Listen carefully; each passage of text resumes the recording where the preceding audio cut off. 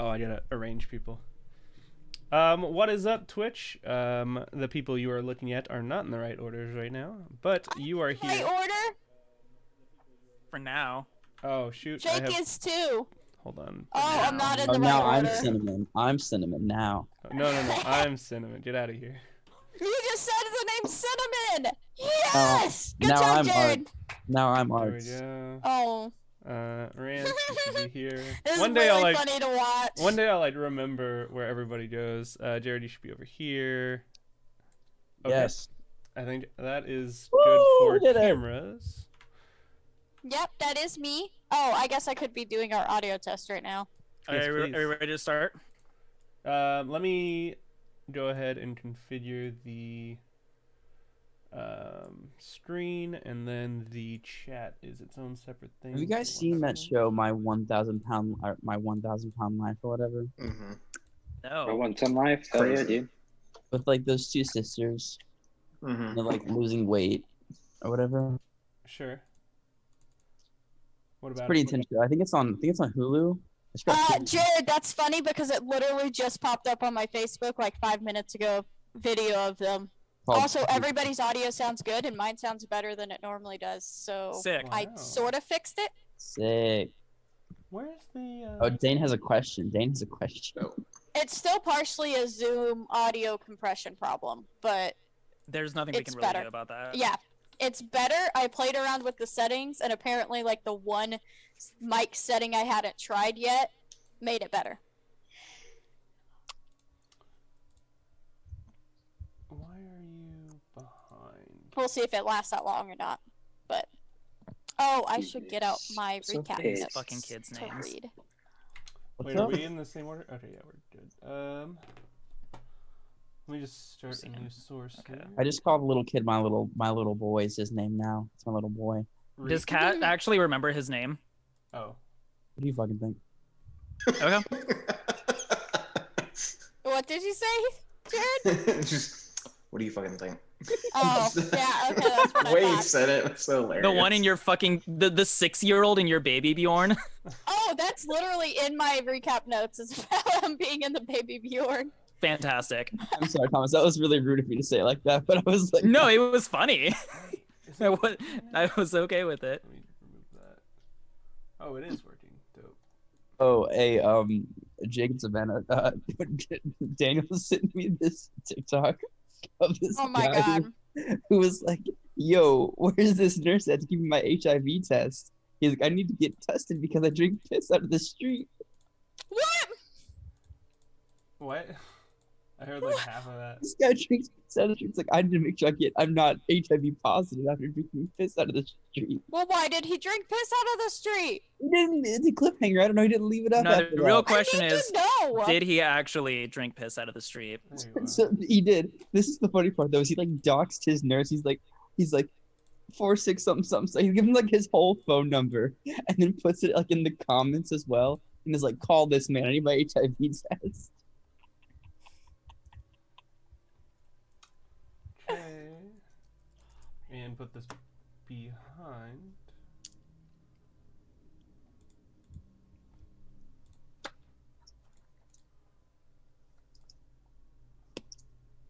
I don't know what my axis is on for my camera, but I have to like turn my laptop sideways for you to see me straight on.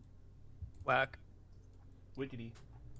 His hair, That sounds like Whack. a setting you can fix. shoe game, whack. Whack, His personality, whack. whack. I'm cool as fuck. What's it Me? say? I'm tight as fuck. Yeah. Thank you, man. Thank you. Oh, man. I don't get that reference. No, It sounds Ah, fun though. dude. either. Oh, dude. This guy in his hat, What is and he's just like in the street, like hunched over, like Whack. so good. Let me just change the. As I just filter. posted a meme, You guys and we it can- made me laugh, and you guys need to see Do you want me it. to go ahead and start, Jake? Yeah, while you I'll- configure this? I'll clean this up as you. Okay. All right. Hey gamers. Hello Twitch viewers. Welcome to our stream. My name is Thomas, and I am the dungeon master for this Dungeons and Dragons 5th edition campaign. This is session 9 of a heavily homebrewed version of the published Curse of Strahd campaign. Session 18 overall for a campaign that we are calling the Monster Mash. It is a horror-themed campaign, so quick content warning. Throughout the campaign, we cover various themes surrounding death and trauma. It's especially a psychological horror sort of campaign, so we cover trauma, abuse, self-harm, various body horror and death things. No guarantees that we do or don't get into that in this session, but it is always around the corner. However, this campaign will not go into tax evasion. We here at the Monster Mash do not condone tax evasion, and it won't come up. Yep. That was last week. Yeah. With all that being said, I'm going to let my players introduce themselves. Rance, you are up first. I'm Rance. I play Six, the Goblin Blood Hunter. And I'm just here to deliver some kids.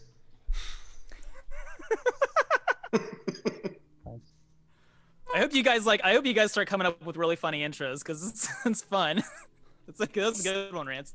I spent no time on my intro, but I spent a lot of time trying to make my recap funny, so hopefully that works. I'm Savannah. I play Arx, the Changeling Paladin. You will occasionally see him as Ermin, and maybe some other random aliases. We'll just see how it goes. It's Dane. Oh, that's my go. Yeah, it's my go. Okay. How's my audio sound? It sounds great. Good. We love you. Okay. I gave a thumbs up and So, then realized you can't see it. Oh, no, I've got Zoom open on my phone. I'm Dane. I play Dane. My name's Kobe Thomas Tumis. My internet's fucked right now, so you'll just be hearing my voice today. Let's fuck these kids. I mean, save these kids. Okay, we gotta stop with the kid. All right. Hello. I am Jacob. I play the human artificer, Cinna. My cohorts here are calling me Cinnamon now, which is fine, I guess. It's not really my name. Your name's Cinnamon. My name's Cinna or Sin. I'm here helping these guys try and find a friend of theirs. So I'm just getting stuff done. When he said sin, I'm sorry, just quick digress. I thought of the cinnamon guy from Apple Jacks. Like, my name's Cinnamon. That's what I was I was about to say, never go to Jamaica. Yeah. Hey, Cinnamon. Cinnamon. Everybody, my name's Jared. I play Katharine Pepperidge, the Cookie Maiden. She's a wonderful person, very loving. Today's stream is also sponsored by Lifesavers Gummies. No, Shut it's up! not. You can't. We're not sponsored. No, I'm just kidding, we're not sponsored. But But again, Lifesavers, if you want, reach out. Hit us up. We got others. The monster, but, the monster cast at gmail.com. yeah. We For will inquiries. definitely chill out for you. But on that same note, We yes, have no Patty, values. to be a cookie maiden, and also just want to put a weird thought in your head. Have you all seen Aeon Flux? Those feet in that movie, weird AF. Do not Google search that, please. But Thomas, take us away. Actually, it's going to be Savannah who is in charge of recapping us and getting us up to speed on what's going on. So I will let her take it from here, from Arx's point of view. Yes. So, Arx had just finished off the last watch of the night while everyone was still asleep, when suddenly Dane screamed from his hammock. Arx rushed over and knocked on the nearby tree to try and get Dane's attention, but with no avail. As Six runs up to him and tries to shake him awake, you see Arx just punch him in the navel. Cat then attempts to comfort these children we have, although I'm not actually sure if it worked. Dane finally tells us that he was having these lovely pie dreams where he was secret agents and doing all this badass stuff. But ever since he learned what's really in the pies and hasn't been eating them, he's been in pie withdrawal, which has resulted in some terrible nightmares. As we packed up for the night, we randomly discovered that Rick, the youngest child, has no soul. Whereas Lucian, the older boy, impressed us with some awesome hand-eye coordination when he caught 2 rations that were thrown at him. Soon after, Six noticed some nails that were in the dirt, and as he touched them, he claimed he saw a woman murder a man and then get hung. However, nobody else could figure out why, and Senna was unable to detect any magic. As we made the second part of our journey to Vallaki with Rick and Kat's baby Bjorn, we met up with a Vasani man named Aragol, who mentioned that he had just come back from the outside world. And as Kat described what a cookie was, trying to figure out if he had any ingredients to make one, we learned that he comes for cookies. Sorry. He told us a story about why he can leave the outside world. However, the caveat is he can't take people with him, and only things. We mentioned that we were traveling to Vallaki, and he asked if we could do him a favor of getting him a toy from the toy maker Belinsky. We also warned him about the Moon and Star Ale, which he had in his pouch, and he threw it out. He soon took us to this overlook above the valley, where we could see this beautiful view of the town of Vallaki, and he showed us how to get to the Vasani encampment if we needed to see them. As we approached Vallaki, we were stopped at the gates by a gate lieutenant, where we were told the strict rules of being there, including Strahd can only be referred to as the devil. We must attend the festival each week, the next one which is in 4 days. No crimes are allowed, including theft, breaking and entering, all the normal stuff. And we must register all dangerous equipment with them upon entry. Although they didn't seem to appreciate that my fist being a weapon. Although I'm sure Dane was realizing that comment wasn't a joke. In our adventures through the city, we discovered a few places of note, including gallows where 2 people looked like they were about to be executed, a lovely family-owned bookstore that has no history books, and finally we came across an orphanage where we can drop off Rick, Lucian, and Myrtle at, and who would take care of sending a messenger to Barovia to contact their parents. All done. Okay, His name great. was Rick? No, Oh, I thought it is Reek. it was Reek. Reek. Yeah, there we go. Okay. Sorry. The meat I wrote Reek. it as Rick and went with it, so... It was Oh, that's not how I had it spelled. the meat Reek. Why is it so dark? The notes are being updated. It's Where now are we? We're like at the So bottom, you, right? you guys at the very bottom. Yep. Okay. We're at the... There's a map. There's a something map. up. Yeah, the map is up. Oh. Okay, so you guys Yes, you guys I enter found it. into this orphanage led by this woman. The front hallway is wood paneled and dimly lit. The wooden floors are old and worn, and the steps of the main staircase sag with age. You can see on the western wall here, there's just like a big old pile of children's shoes. And the woman turns around to you and says, pardon me. I have not yet introduced myself. My name is Headmistress Belasco. You may call me this. What are the children's names? Wait, this one? Oh, maybe Ark should introduce them. Okay. Yes. Here in this baby Bjorn, we have Reek. This lovely man, little young man, is That Lucian. one. And then we have Myrtle, the sweet young lady. Okay. It is nice to meet you, children. Now, as I said, we can go through a quick tour of the home here, just to make sure everyone is all comfortable. Is everyone okay with that? Sure. Yeah. Okay, terrific. Follow me inside here. This in here is my office. We will go there at the end to fill out some paperwork. Follow me in here. And she enters into that room, and I'll reveal it for you. That's the wrong thing. Please reveal areas for me. That's still hide. That's still doing hide. the Please, Yeah, opposite. it please always roll sticks 20. The for shadow me. is eating more. Everybody, we must run. Oh Okay. man. That's a lot of kids. Also, Okay. some of them look like Lucian. Yeah, it's generic child tokens, so these all look like generic children. Got it. I'm going. Did I already give you control over? No. Okay. Kat, you now have control over Reek, the one that's on top of your token. The baby Bjorn. Don't lose him. Oh, God. Okay.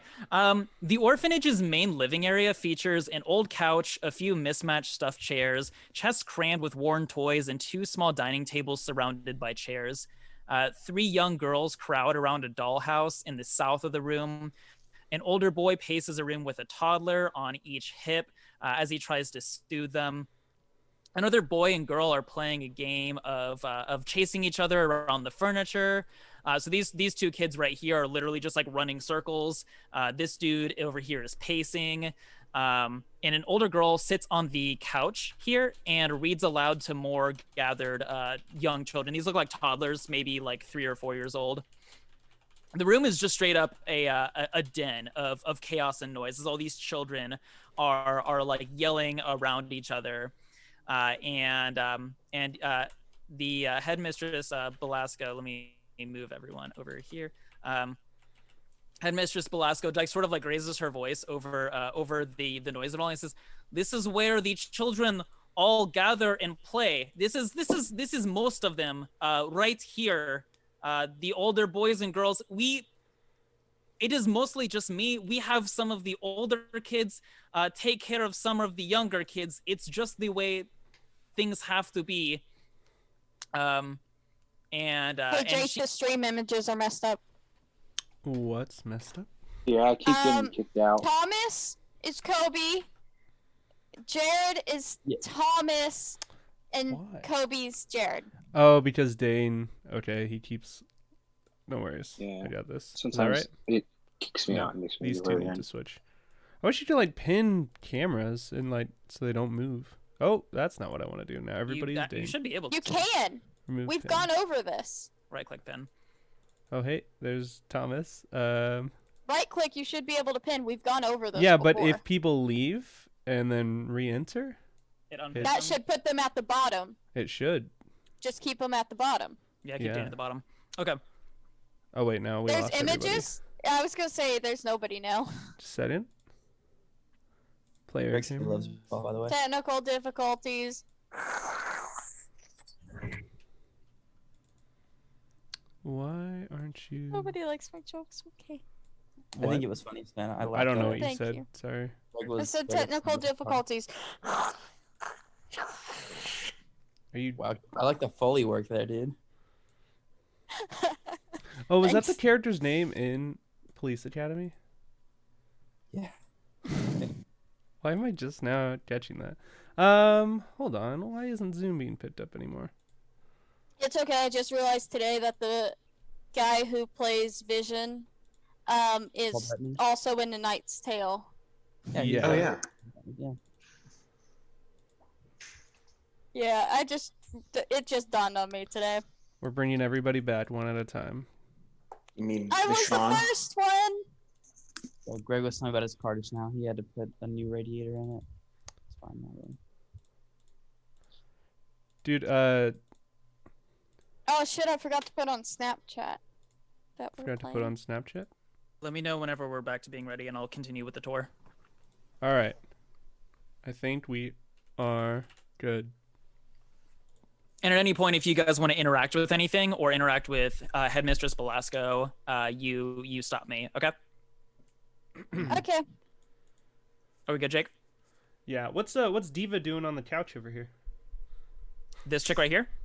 Yeah. She's reading. She has a sort of like kind of ratty like children's book in front of her, and she's reading to this group of kids that are on here. They all look around like 3 or 4 years old. Gotcha. How old does she look? How old does she look? Yeah. She looks to be around 14. Okay. Okay, so Headmistress Belasco keeps going up over this way. She opens this door on the right here, and in it you see a small cramped kitchen filled with everything you might need to cook a meal in bulk. It's got like a lot of like basically like bulk items, like big sacks of each sort of like ingredient.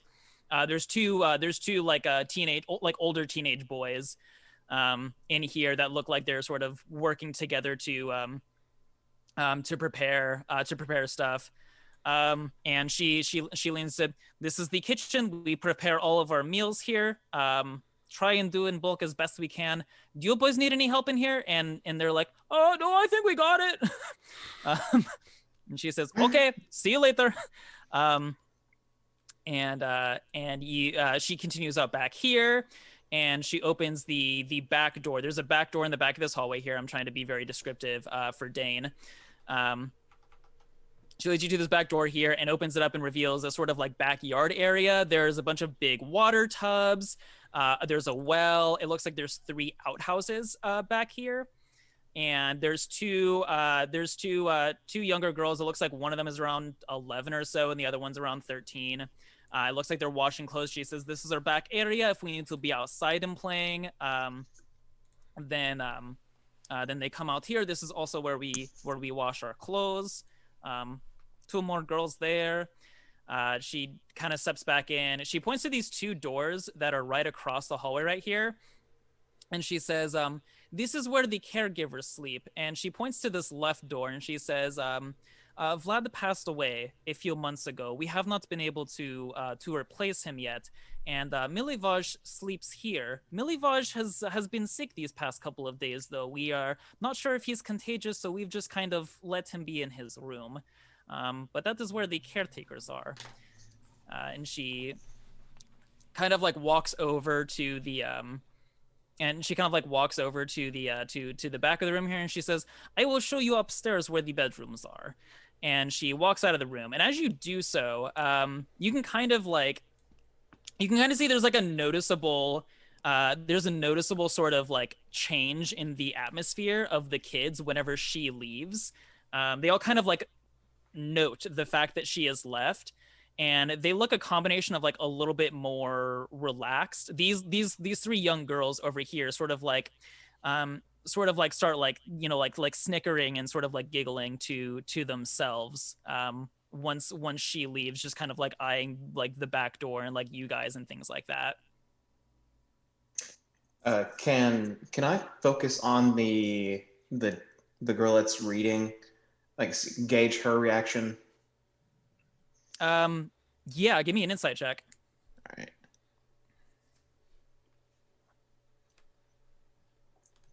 Oh man. Oh, Okay, so you look over there, and she looks like she paused reading for a second, and she kind of like exhales, and she looks to the little kids, and she says, "It's okay, Miss Witch is gone, or Headmistress Witch is gone, guys." And all the kids are like, "We don't like her."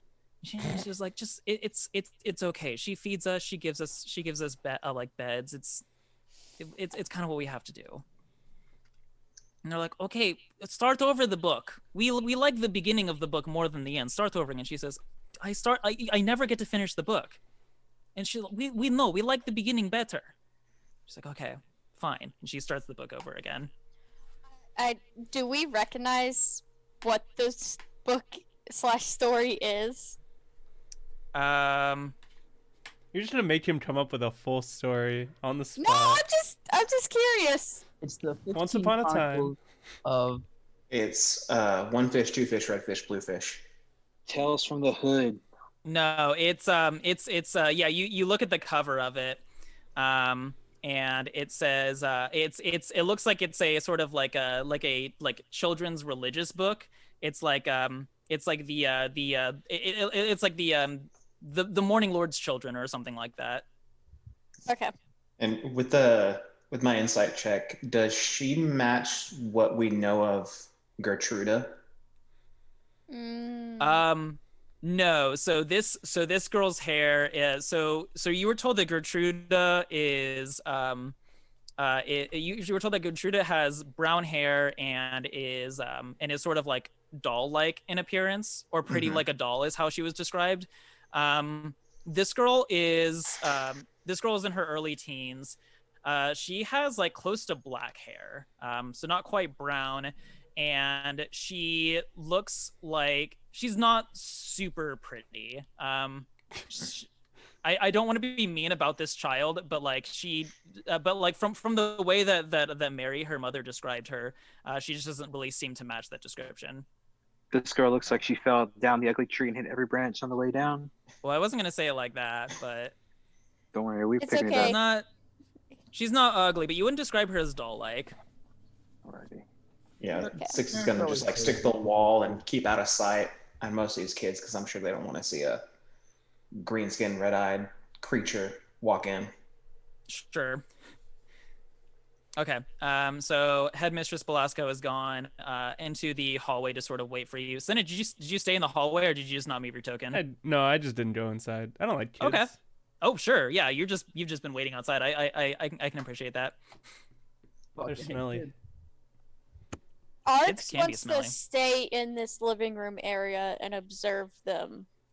Okay. It's not Because- creepy. Well, because like he noticed the weirdness, so he's just gonna kind of like stay back, like kind of by the doorway, and just like watch the kids and continue to see how they react now that she's not in the room. Okay. I'm going to continue the tour then, and then come back to you. Got it. I'm not Okay. leaving Reek's side. Cat is like Reek is stuck on. It's not possible. You're literally wearing him. I know, but still, I'm making that note very clear. Not leaving my baby boy behind. Okay.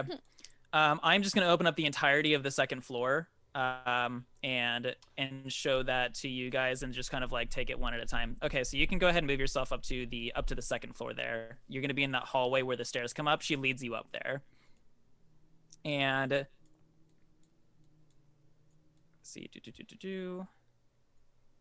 Oh, Are you shit. guys up there? I'm a fucking dumbass. I put myself in the dark. I can't It's see still anything yet. It's dark. It's still dark. Oh wait, Mhm. you're up top, aren't you? Yep. Oh Yeah, Yeah, I second, can't second see floor. shit. Scroll up. Oh, sorry. shit. Yeah. Yeah, no, Okay. I put myself in the dark. too. Oh! There we It'll go. pop up in a minute. No. I like the blur effect on this map for like being upstairs and downstairs. It's a good map, isn't it? Okay, let me describe it for Yeah, everyone, it's fucking amazing, specifically our Can you homeboy. describe it Um, for everyone? I mean, So really. you guys climb up the stairs. They're very saggy and creaky, and you get up to this second floor hallway. On the south end, there's a window that's looking out. That's like looks back out on the street. And this hallway has 6 different doors, most of which are wide open, which is why I sort of just like went ahead and showed it to you. You see that on the southern end of the room, down here, there's also a hatch on the ceiling, like an attic hatch. Okay. And so she kind of like walks around and motions to each door, and she kind of points out, and she kind of like points to each one and sort of like describes like the different like ones that are there's a specific room for the older girls. There's a specific room for the older boys. There is one for toddlers, for like the younger kids. There is one for younger girls, and there is one for younger boys. And she comes back to this door was shut back here, but she opens it and she kind of like whispers. In it, you can see a few cribs. You can see an armchair there where a younger girl is sitting. And let's see. The nursery contains 3 cribs, a chest of drawers, and an old stuffed chair. 2 babies sleep peacefully in 2 of the cribs. A teenage girl holds the 3rd baby. The one that she's standing on the rug here. There's a teenage girl standing on the rug. She holds a baby in her arms, and she's sort of just like gently humming, just sort of like some sort of like lullaby tune. And then there's a younger girl who looks to be just a year or 2 older than Myrtle. Who is just sitting on the armchair, reading a book quietly to herself. Headmistress Belasco sort of like whispers and like turns to a whisper now because baby's sleeping, and she's like, this is where the babies, we take care of the babies in the nursery there. Hi girls, sorry to disturb you. And she quietly closes the door. And she comes back to you guys. And she's like, "Is there anywhere else that you wanted to see? This is where the living is. Let me show you where they would stay."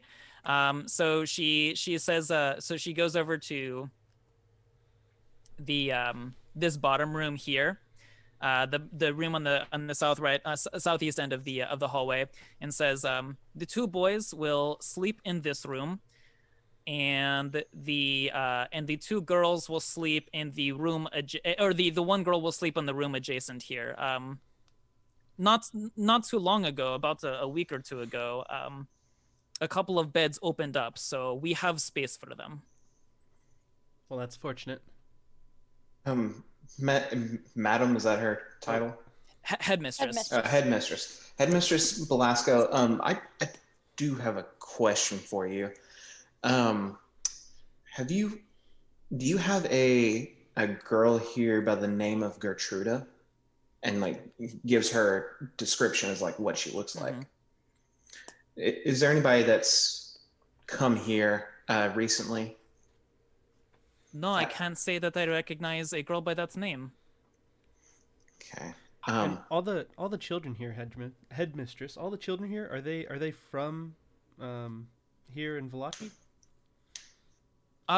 Yes. For the most part. There was one child. He is our newest one.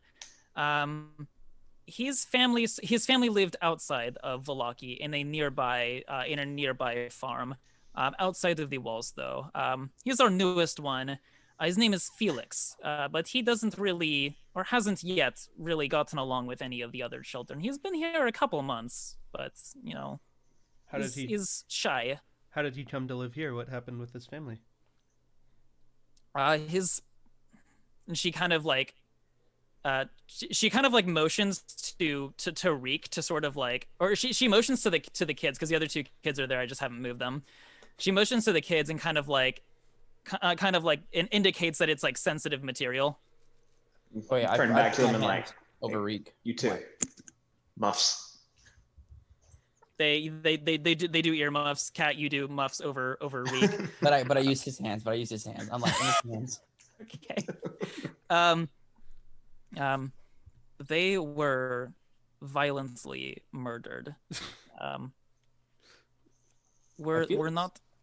No, the Felix's parents. But by him? Did he kill them? I most certainly hope not. We thought it was all wild animals, considering how they were ripped apart. Maybe wolves, or something. Maybe bear. They do live outside of the wall. Dangerous things have been known to happen, but we always grieve whenever something as awful as that has happened. It's fortunate that the child survived. Do you know how that could have been? Any bite marks on his neck? Not that we have seen. We're not sure how he survived. We assume that he hid. Can we talk to him by chance? Is he open to conversation at all? Do you know, Miss Ma'am?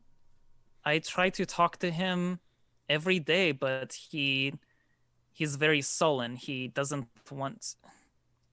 really seem to want to open up much. Okay. Cat points at the door and is like, this one, and then just like, no, just kidding. She doesn't do that. Is it common for people outside of the city to meet such an end? I'm not sure I would say common. It is not so uncommon that we are surprised by it, but not so common that it is something that we come to expect. Okay. It is something that is always possible outside the walls. It is a risk that those families take. Out of character, did we tell Belasco about the witches? Yes, you did. Yes. Like you had like a whole monologue about it. You Okay. explained how you had come by by these kids. Okay. All right. Yeah, Six just goes, well, ma'am, thank you for giving us a tour of the house. We really appreciate it. And kind of like looks around to get everybody's reaction. I think we will be leaving them here and then coming back today to make our donation. Would that be good? Yes. This is fine. Would you like to come downstairs and do some paperwork with me to sort of give over the children? Are we allowed? We're not their parents. You are their guardians right now. There is no other who is taking care of them at this moment. I do love this. And one. it is we are sending a raven to Barovia for their parents to pick up. So this is just a sort of it's a different kind of paperwork. It's a sort of temporary housing. Okay. I think that'll be good. Okay. Before I I do like that, I pick up Reek and I turn around. I'm like, "Are you gonna be good here by yourself? Do you want me to? Do you want to? Are you good? Are you okay, little one? I'm gonna miss you. Are you gonna be all right?" He shrugs. I love it. Okay, I put it back in there. As you do that, Myrtle actually looks to you, Six, and she says, "Are we going to see you again? You're leaving us here." Don't do this. He goes, well, we have other things that we have to do here, and we want to make sure that you're safe. And like, you know what? Yes, we will see you again. We'll see you again today. Oh, okay. We're just gonna go get the coins minted so we can pay this lovely woman. It's not out of the question that we may make a return trip to Barovia, and if we do, we will stop by and get you. So you'll come visit me, us. And she kind of like remembers that Lucian is there as well. Everyone seems to be ignoring him, and I'm just going with it. I am too. Just keep that piece of jade with you. And it's still in her hand. She hasn't put it in a pocket or anything. She's literally just carrying it. I point at her and I go, Myrtle, I saved your ass. I'm gonna be damn sure I get you back home. Headmistress goes, "Watch your language around the children." Yeah. Sorry. Yeah, Dane. Don't be like that. I kind of whisper in the headmistress's ear. I go, "Be careful with Lucian. He eats all the good stuff and leaves the bad foods." We make sure the children have their fair share whenever they eat here. Good. Okay, so she takes you back downstairs, and y'all can move yourself down there. She takes you back downstairs and leads you to where her office is. If the reveal areas is actually going to work, okay. So she unlocks the door. It was locked. She unlocks the door and leads you inside. And Six, you notice something as she walks inside. It looks like there was something small and shiny on her desk, and like right as she walked in, she immediately like opened a drawer in the desk and slid it inside. With your passive perception, that was all you were able to. You weren't able to see exactly what it was, but you noticed that. Okay. Is there any role I can do to like, as I'm coming in, see that she's like going over trying to hide it? You can make a perception check to see if it beats your passive, to see if you notice more. Oh my god! Oh my god! Who are you? Get the fuck out! What do you roll? Okay, so he Tell me crit. the numbers. He crit. Crit again. Two rolls so far this session, and he crit on both of them. Nice. Yeah, so you are for whatever reason on high alert. And you see shiny. You see small and you see shiny, and you're like goblin. Yes. Yeah. That's racist. It looks like it technically is. You're correct. So you see that it is a locket. Locket. All right. I'm gonna see if there's any description of this locket. No, it's a very plain, like the light kind of reflected off of the metal, but it is a plain looking locket. And she just sort of like swiped that in, and she says, yes, I have the paperwork right here for everyone. If you all want to just sort of write your names, write their names, date this, date that, blah blah blah. She's kind of going over that. gonna switch back over to Arx, who has been hanging out in the rooms with the children. For the most part, ever since she left and everyone else left, they've kind of like just been going back to normal. At one point, these two children who are running around chasing each other picked up a toy, and then they started fighting over it, and the fight got a little bit intense. And so this teenage boy was just like was trying to break it up. And he was like, hey, but he's holding two toddlers at the same time. This teenage boy is like holding two toddlers, and he's trying to like go and break it up. He's trying to like get his foot in there, in between them, but he can't. And he walks over to you. He walks over to you, Arx, and he's like, here, hold this for me. And he hands off one of the kids to you, and like, and he physically gets between these two younger kids who are fighting. And like just like tries to break them up. It seems so like the general vibe that you're getting is that the kids don't like Headmistress Belasco, but they like each other. Okay. And so like once the kids like get sort of settled right there, the teenager comes back and he comes back and he thinks that, and he grabs the toddler. And he says, oh, thank you for that. My name is Cedric. What are you all doing here? Oh, yeah, we found 3 kids who may have been kidnapped in the forest. So we were bringing them here until we can locate their parents and get them back to where they belong. Oh, well, gee, that's awful nice of you to do that. You must be all good people. Yes. Yes, we are very good people. That's what my character sheet says. I was trying to figure out if I would word that as something else. Well, so, hopefully they fit in better than the other new kid. Yeah, I heard. Or wait, what other new kid? Yeah, I That realized. was upstairs. Yeah. What other new kid? Well, the newest kid that was here came about a month or 2 ago. His name's Felix. He's kind of weird. His parents, and he kind of like puts his arms around the kid's ears in a super awkward and very ineffective way, and he says, apparently his parents were very violently murdered. We don't know what. There's different rumors, whether it's wild animals or something, some kind of monster like a werewolf or even a vampire. And or some other. It was super freaky. Scares the rest of us.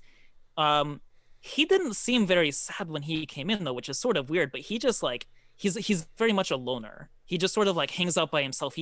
Anytime we try to invite him to do anything or try to like talk to him about what happened, he says he does not care and he doesn't like us, and we don't like that. So we let him be. Well, where is he right now? I think he usually hangs out in the attic. Weird The kid. attic? There's just like a bunch of storage up there. There's nothing to do up there. It's like old sheets and stuff. Maybe old furniture that has broken that we haven't gotten around to fixing. Weird kid. Hopefully, do you know the kids you brought in? Do you know if they're weird? Are they weird kids? No, they seem to be nice. It's 2 boys and a girl, and they seem really nice. And one of them has really good hand-eye coordination. He might be really fun to play like ball with or something. The other, not at all. Okay. We don't mention the other. But they're how old are they? The youngest I think is like 6, and the other 2 are like 8 or 9, and somewhere in there. Okay, so we don't have to like change them or walk them around or anything. Or No. He's walk like, them. thank God, I have my hands full. And he like winks at you like he's trying to make a joke. Yeah, it looks like that. What happened to the other caregivers? We only saw the headmistress. Oh, the caregivers. Yeah, Vlad was old.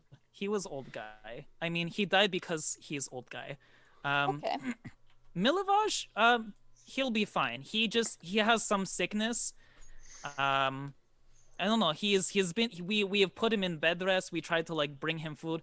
We don't know if his sickness is contagious though. So we just sort of like give him his distance. He's been in his room for like 2 days. In another 2 days, he'll probably be fine. Okay, so normally there's more people to help watch you. It's just not a good time right now. Normally, I am not caretaker. Normally, I am kid trying to be kid, but unfortunately, right now you're kid trying to be caregiver.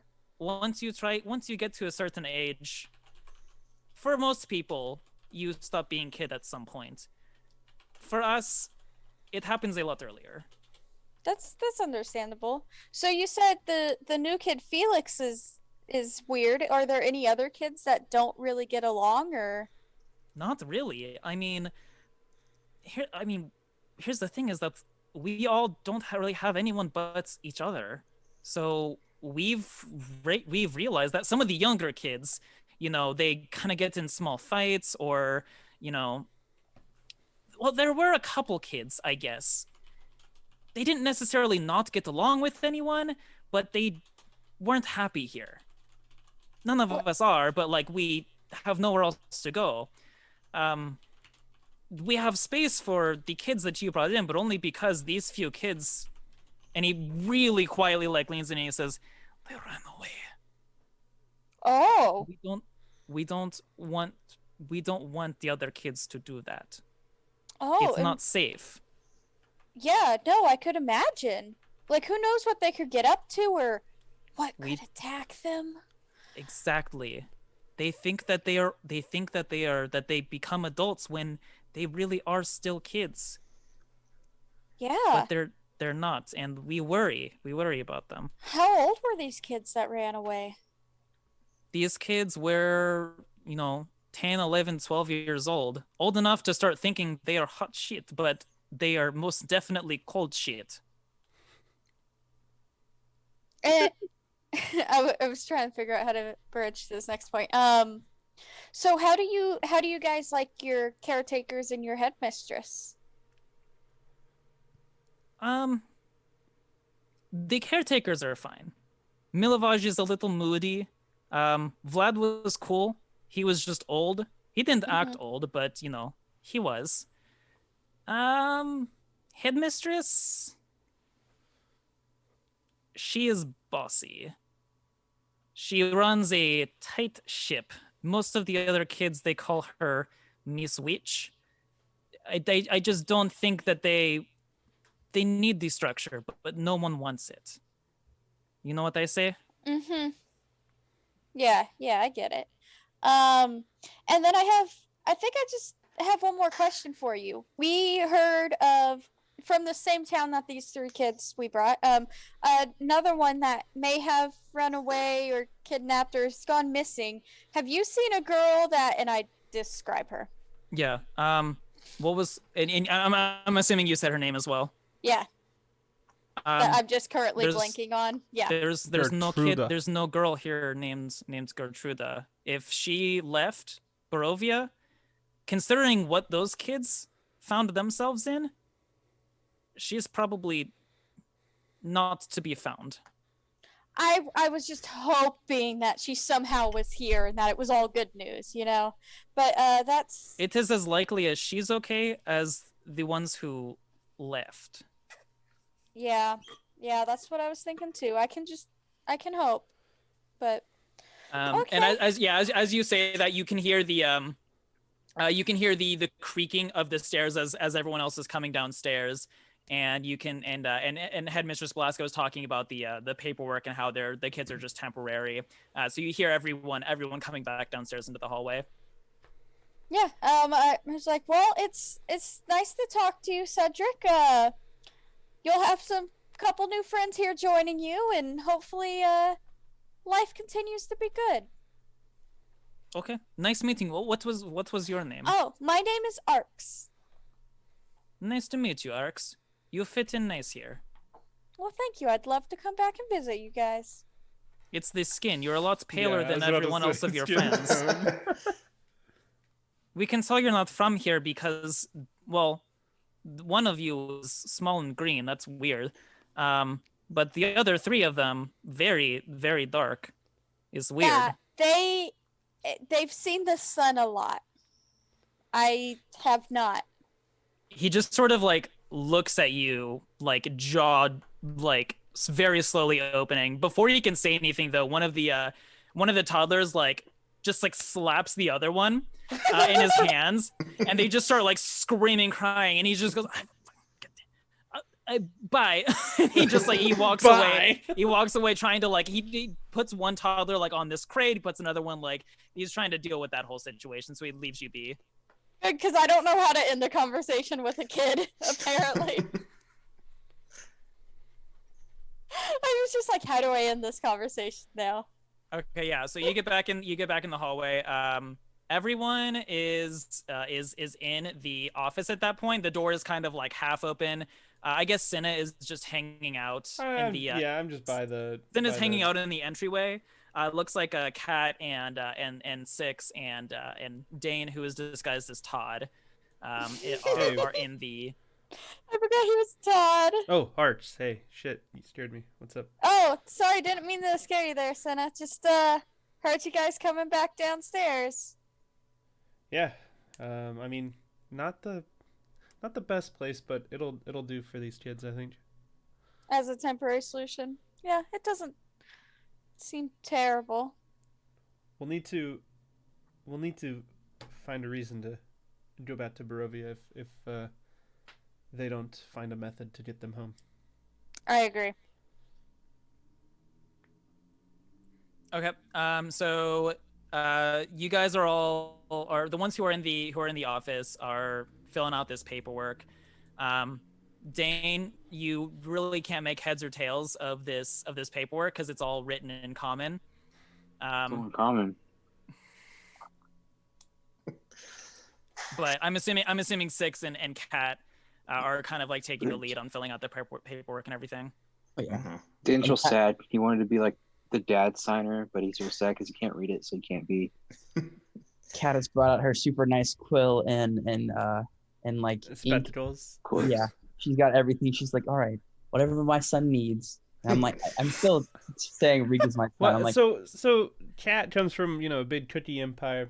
I mean, is she used to like corporate, like lots of contracts and stuff? So. Oh yeah, this is like some wrist exercises before she. This is like where she's happy. She's like, oh, this is nice. I'm not talking about trade agreements. Blah, blah, blah. Just going ham, and she has like the nicest penmanship. This is like, I think kids are wowed. What do I roll for that? Sleight of hand. It's like, yeah, sleight of hand. Oh my god, she's fucking wowed by it. Like it's immaculate. She's like, wow, this woman knows her shit.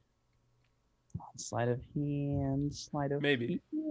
Let's see. Did you say she was wearing spectacles? Yes, she was. Okay, yeah. Sure. I'm assuming this is the first time the rest of you have seen her wearing glasses at all. Not me, probably.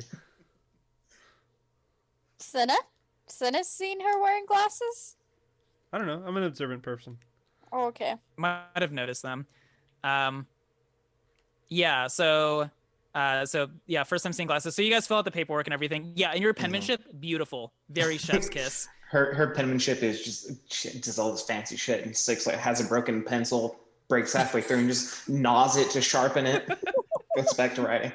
Wait, your signature isn't just like your handprint or something? No, my new signature is not anymore. It's very plain. Oh, just, like the your no friend's cursive, handprint. and just like a very well put NOOM. Do you block your letters? Yeah.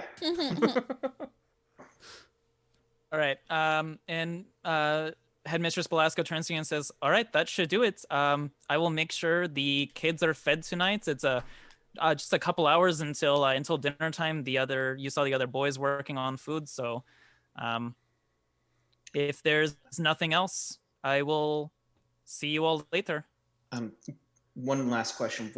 I have some medical background. Would it be okay if I went and checked your sick caregiver before he left? I'm not sure.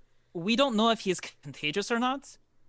If you contract something, we do not want you to spread around the rest of the children. You know, that's we've been very cautious about having him quarantined. What symptoms does he have?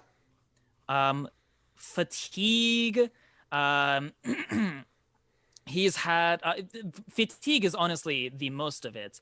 He's had this really hoarse cough was kind of how it started. He COVID. just like did not Shush. if the day before, he seemed very lethargic. He had very dark circles under his eyes. And then the next day when we tried to get him up, he was awake, but he just did not have the strength to come out, and he had this really gross cough, and we just do not know what it might be. We're hoping that we bring him water, we bring him food, that's over time that things get better, and if a couple days it does not, we will try and see what Murder we him? can do with him. You'll murder him? No. Tomorrow, if we're still in town, I can come by and cast some magic if you need me to.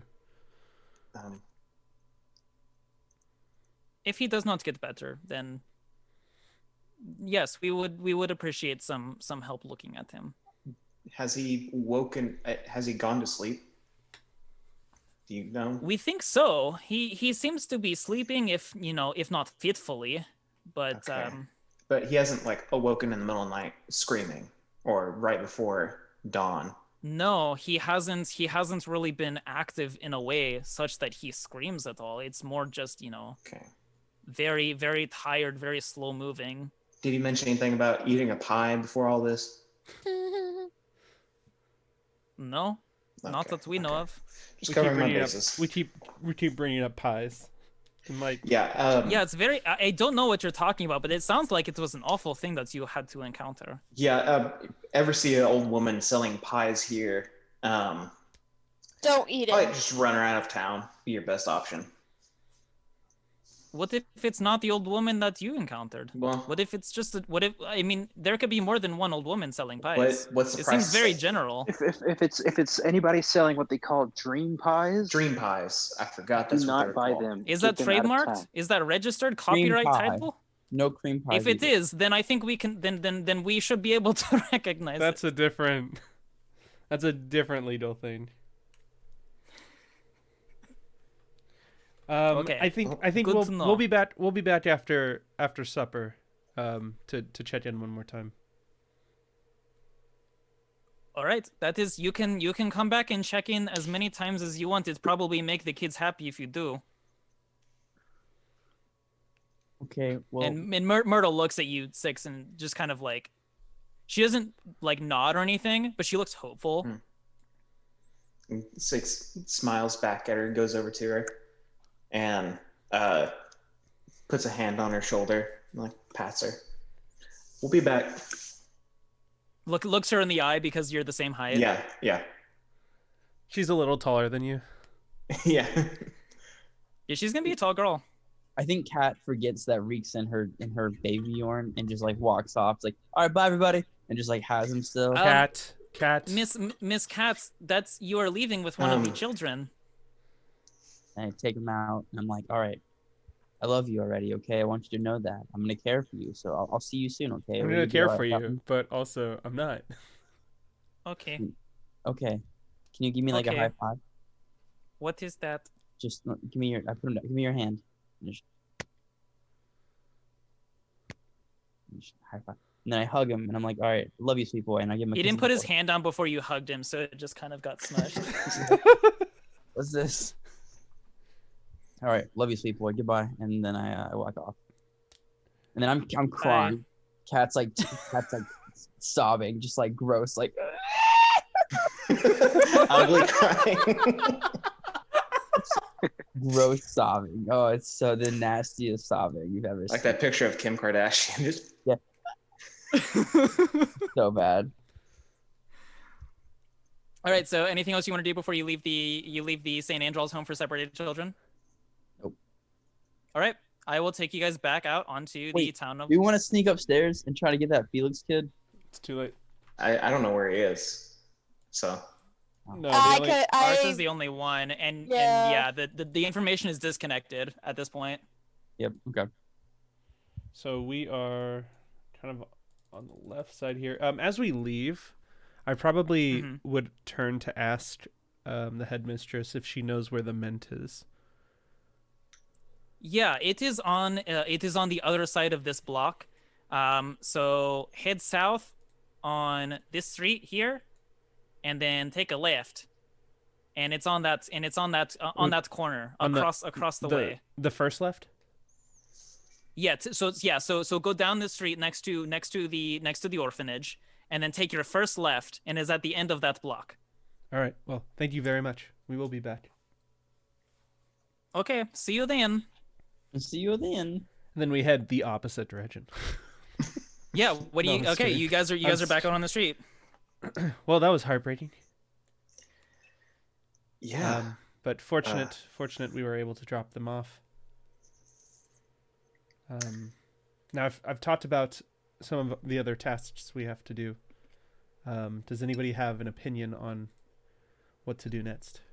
For time reference, it's like it's getting to be like mid-afternoon. You guys have a couple hours before the sun goes down, but you're like well past lunch at this point. All right, let's go to the mint. Yeah, I'd say, and then to the church. Okay, very well. And then I start walking that way.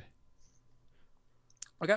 So you guys head down in the way that that Headmistress Belasco pointed you, and you do see a sort of a minting office, if you will. You found it. Hooray! Let me put did a you little. know that? Did you guys know that mint is a very powerful antiseptic? Hey, you know what, nerd? I didn't fucking care or ask. God, you're so rude. Nothing's changed. Okay. So you guys are standing in front of the mint. I have no map for this. As you can imagine, Come on. this building does not exist in the module. I don't know why I have dragged this out so long, but here do we we have are. this? You're at the mint. because I decided to come up with it on the spot, and here you are. All right. I shouldn't have said that, but this is D&D, man. You just fly by the seam of your pants. I did. I've Seam been going of your along for this pants? whole time. We're 9 sessions in. Here you are. It still exists, and I'm committing to it. You It's have important. to get. It's an objective. There's a minter. If we don't get our coin minted, or pressed, or alternated, it is only going to be worth half its value. So it's I don't see why they important. have to put mint leaves on our coins to make them valuable. I mean, it's really fucking dumb. Oh, that was beautiful. Okay, what's the name of this establishment? Velaki Minting. Okay. Really? You couldn't call it, like, the Mintery or something like that? Way cooler name. Shut up, Jared. Okay. So I'm guessing the whole process is pretty straightforward. Is it easy? Do we just go in and talk to someone? One Yes. cup of blood. So you walk in. You walk in the doors. There's a little welcome sign indicating that this is a sort of like place that you don't need to knock at. Show business. And you walk in, and there's a dude. He's got just he's very like he's very like a sort of like a gaunt accountant type kind of guy. He's got like a very long nose with his with little like half moon glasses just sort of like perched right at the end of them. What color hair? And he's I'm feeling some anti-Semitic. Yeah, comment what is here. it? oh my god, no, I didn't mean to do that. Oh my goodness. no, okay, can I change him? I'm so sorry. No, you hate Jewish people. That's fine.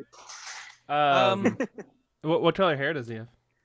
But it's a salt and pepper kind of like, it's mostly gray with a little bit of streaks of black still in it. Is it curly or He's straight? He's an older guy. It's pretty straight. It's Straight? starting to thin.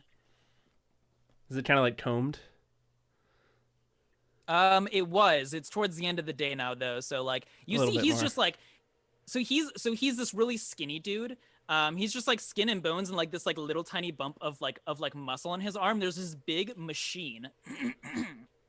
There's this big machine, and it's like a fucking like hand crank thing. I have no idea what a minting press actually looks like or does. But like it's this big ass crank, and it's got like the seal on it, and he just has like a bunch of coins in front of him that he just like slides in, just like over and over again. You see this man just like focus, just like and he looks up and he just like pauses for a moment. He goes, "How can I help you?" Hello, sir. We are from out of town. What? What day is it? What day is it? What day is it?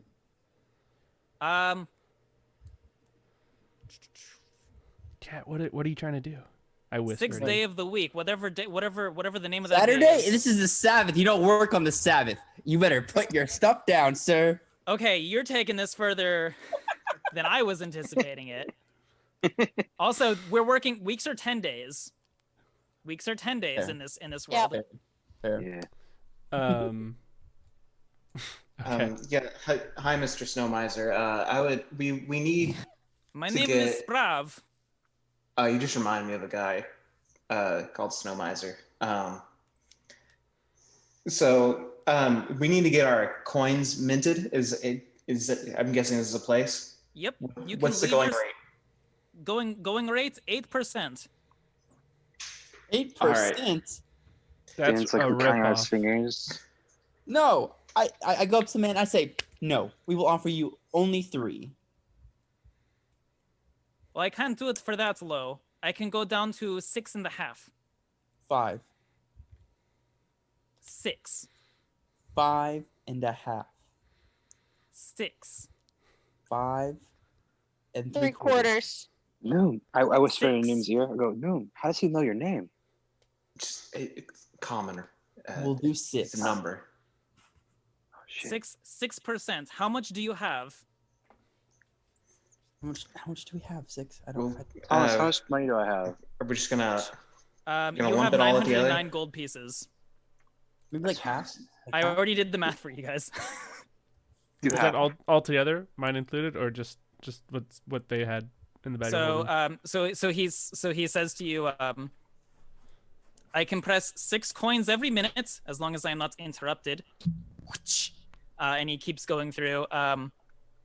Just leave it there. I will look at all of it. I will be able to give you a time estimate.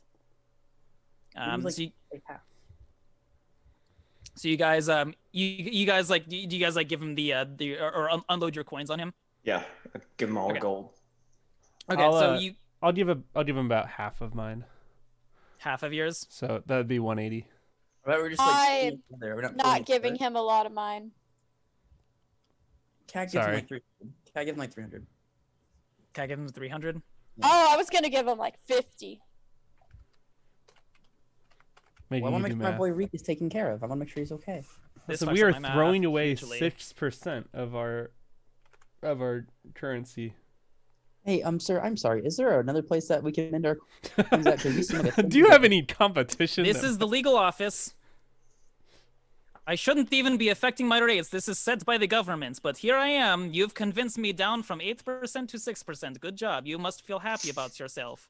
I do actually. I'll sleep a lot better tonight. Thank you. Bruv, we are from out of town, new to Barovia. Why is it we need to mint our coin? It is the law. Right. Okay, but like, why? Why is any law? Because we are told by the people who make the law. And could you tell us about who makes the law here? You know, and he this one specifically, and he kind of like points like up and east-ish.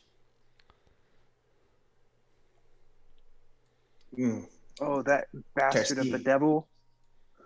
Yeah, we don't really. This is like the one thing that like we just sort of quietly do. No one talks about it. It's so you're out of town. You don't know. It's taboo.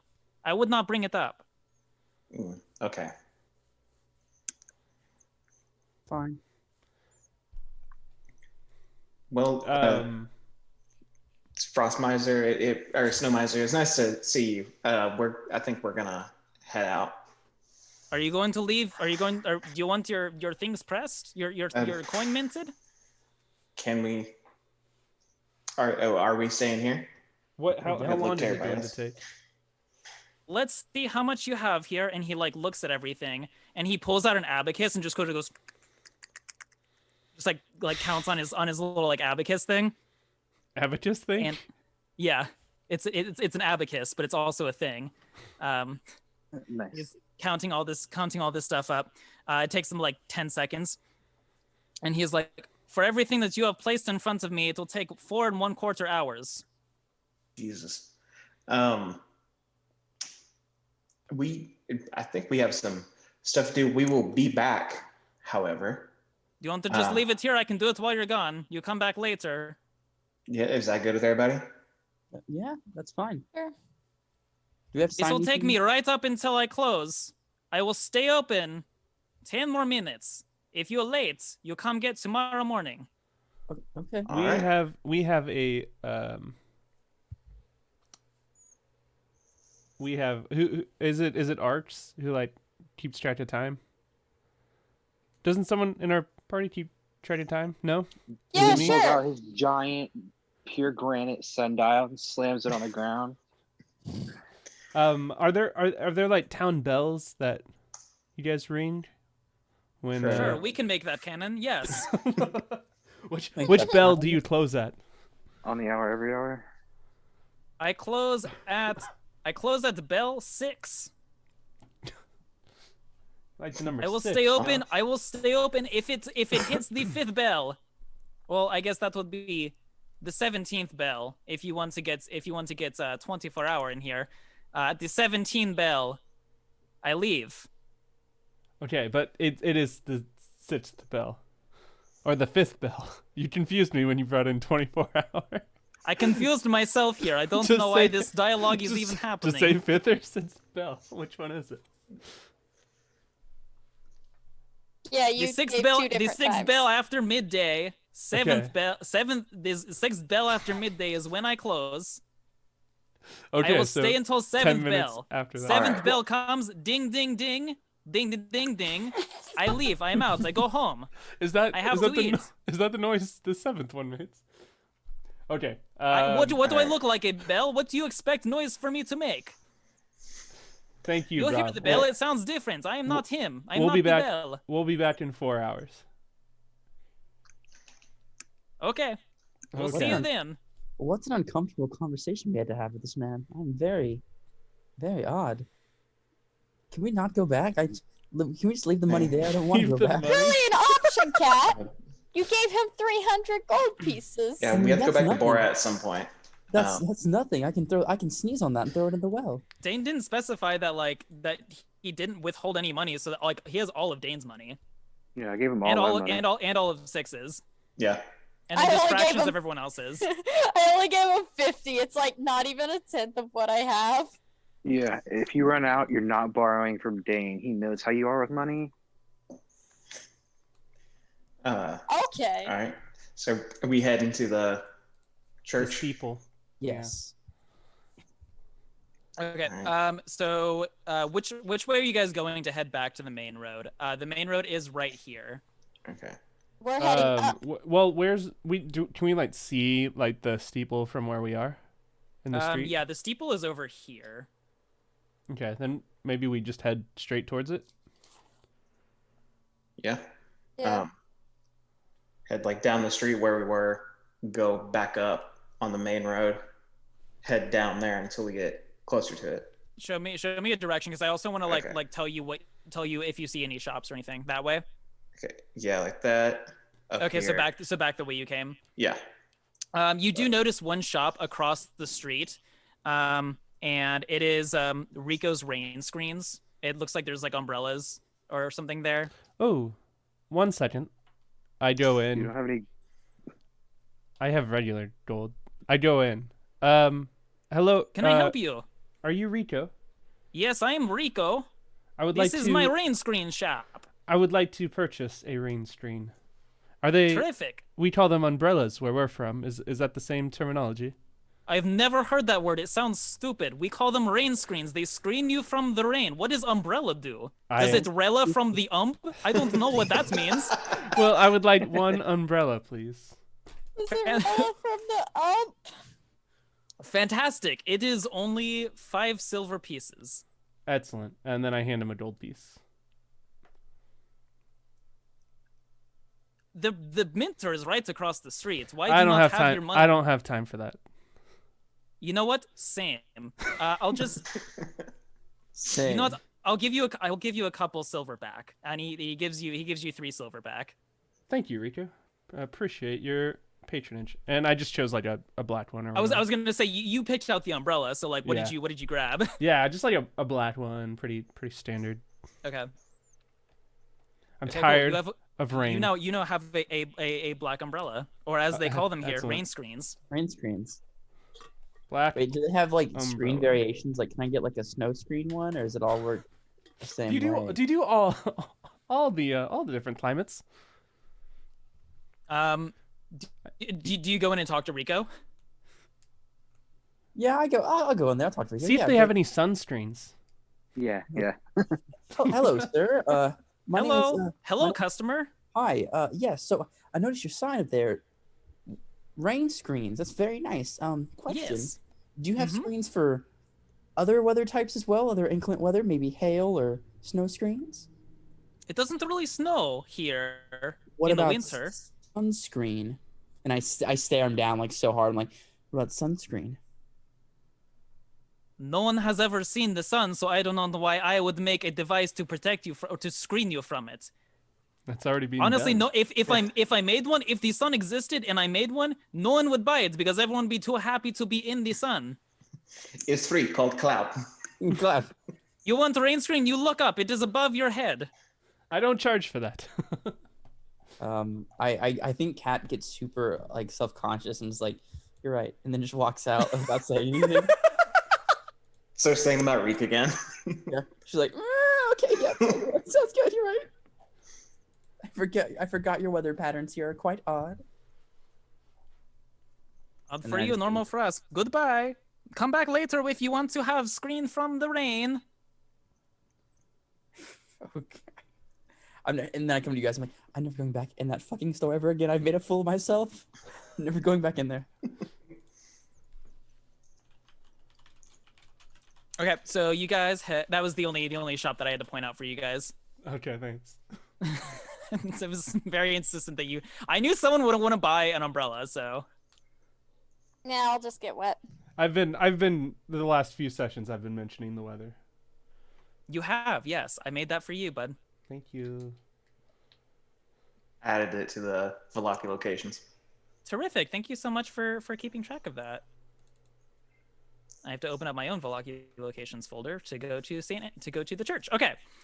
So you guys head over to the church. You see nothing of note on your way except for houses. And villagers. There's also villagers. It's a couple blocks. It's a few blocks to get there. Any RP you guys want to do on the way, or do we just want to scene transition? Yeah, I want to talk to them about Felix and the kids that ran away. I would love to hear about Felix. So as we're walking, I guess I would as normal start this conversation by talking to Six and go, so when you guys went up to view the rooms upstairs at the orphanage, I had a talk with one of the kids downstairs. All right, what do you say? And well, he told me first about the reason they have room to fit our 3 little new friends is that some kids ran away a little bit ago because they weren't happy at the orphanage. That's not unexpected. No, I'm hoping they're okay, but there's not much we can do from now.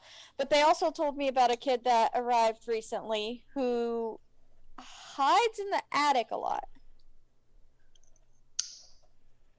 Do you know who? His name was Felix, I think? Oh yeah, Belasco talked about him. Basically called him a little shit in not so many words. Apparently his parents were murdered by vampires or werewolves or something. Yeah. I hate when that happens. That's not uncommon around here from what she told us.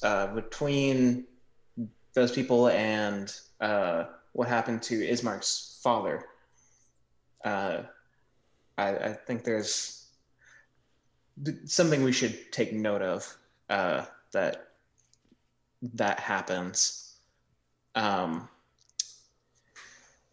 But yeah, do we want to talk to Felix? I kind of would like to. I just wasn't sure how to really get up there and talk to him especially because you guys were starting to come down the stairs while I was talking to the kid. So I mean, all else fails, I can walk up the side of the house. yeah, I think if we do go back to visit them tonight, one of us either tries to sneak up there or asks if we can go talk to the kid or something. Especially if there's, if his parents were murdered, we can even talk about like killing their murderer or something. I don't know, but I think it'd be good to talk to the kid, especially because it seemed like he was the only one still there that wasn't happy. Arx, while that's very noble, we have a lot on our plate already. But if we're already stopping by tonight, why not help a kid out? Help a kid feel like he belongs. I like that idea. Might as well. Then you can be the one to talk to him. Cool. I got a way up there. You guys just distract the headmistress. There is also, Arx, I want to talk to you. That one caregiver inside of the room that was sick. Yes. We may need your skills. I know you have your lay on hands that can cure hangovers and shit. I think it can also cure, regular illnesses. I can prepare to that end. I don't know if I'm in this conversation or not, or how loud you all are. Yeah, talking. I think you we're are. like Okay. with everybody around. To that end, I can prepare lesser restoration tomorrow, and we can give that a shot as well. I think that if we can't help him tonight, we can try that tomorrow and come back with a, hey, this is even a better way to help. Do you guys remember when that festival was? 4 days. 4 days. It's on the 10th day, and apparently this is day 6. Mm-hmm. Do we want to maybe be out of town by then? Yes. I don't know. I don't really feel. Did they say we could leave town before then? I got the impression that we had to attend the festival. If we have to, if we're here. Okay. Yeah. That makes sense. I'm not sure what happens at the festival. I am curious, but I don't really want to feel obligated to. We could always ask the orphans what happens at the festival. I'm sure they know. Yeah, I imagine they Okay. do. We could also ask the priest that we're going to see. Oh, yeah. We could do that. Probably a better Arx is idea. just like, I'm an idiot. And all the way here, Six has been like, this is the only time you guys have seen him like trying to tidy himself up before walking into church, like brush off some of the crust that's accumulated on him.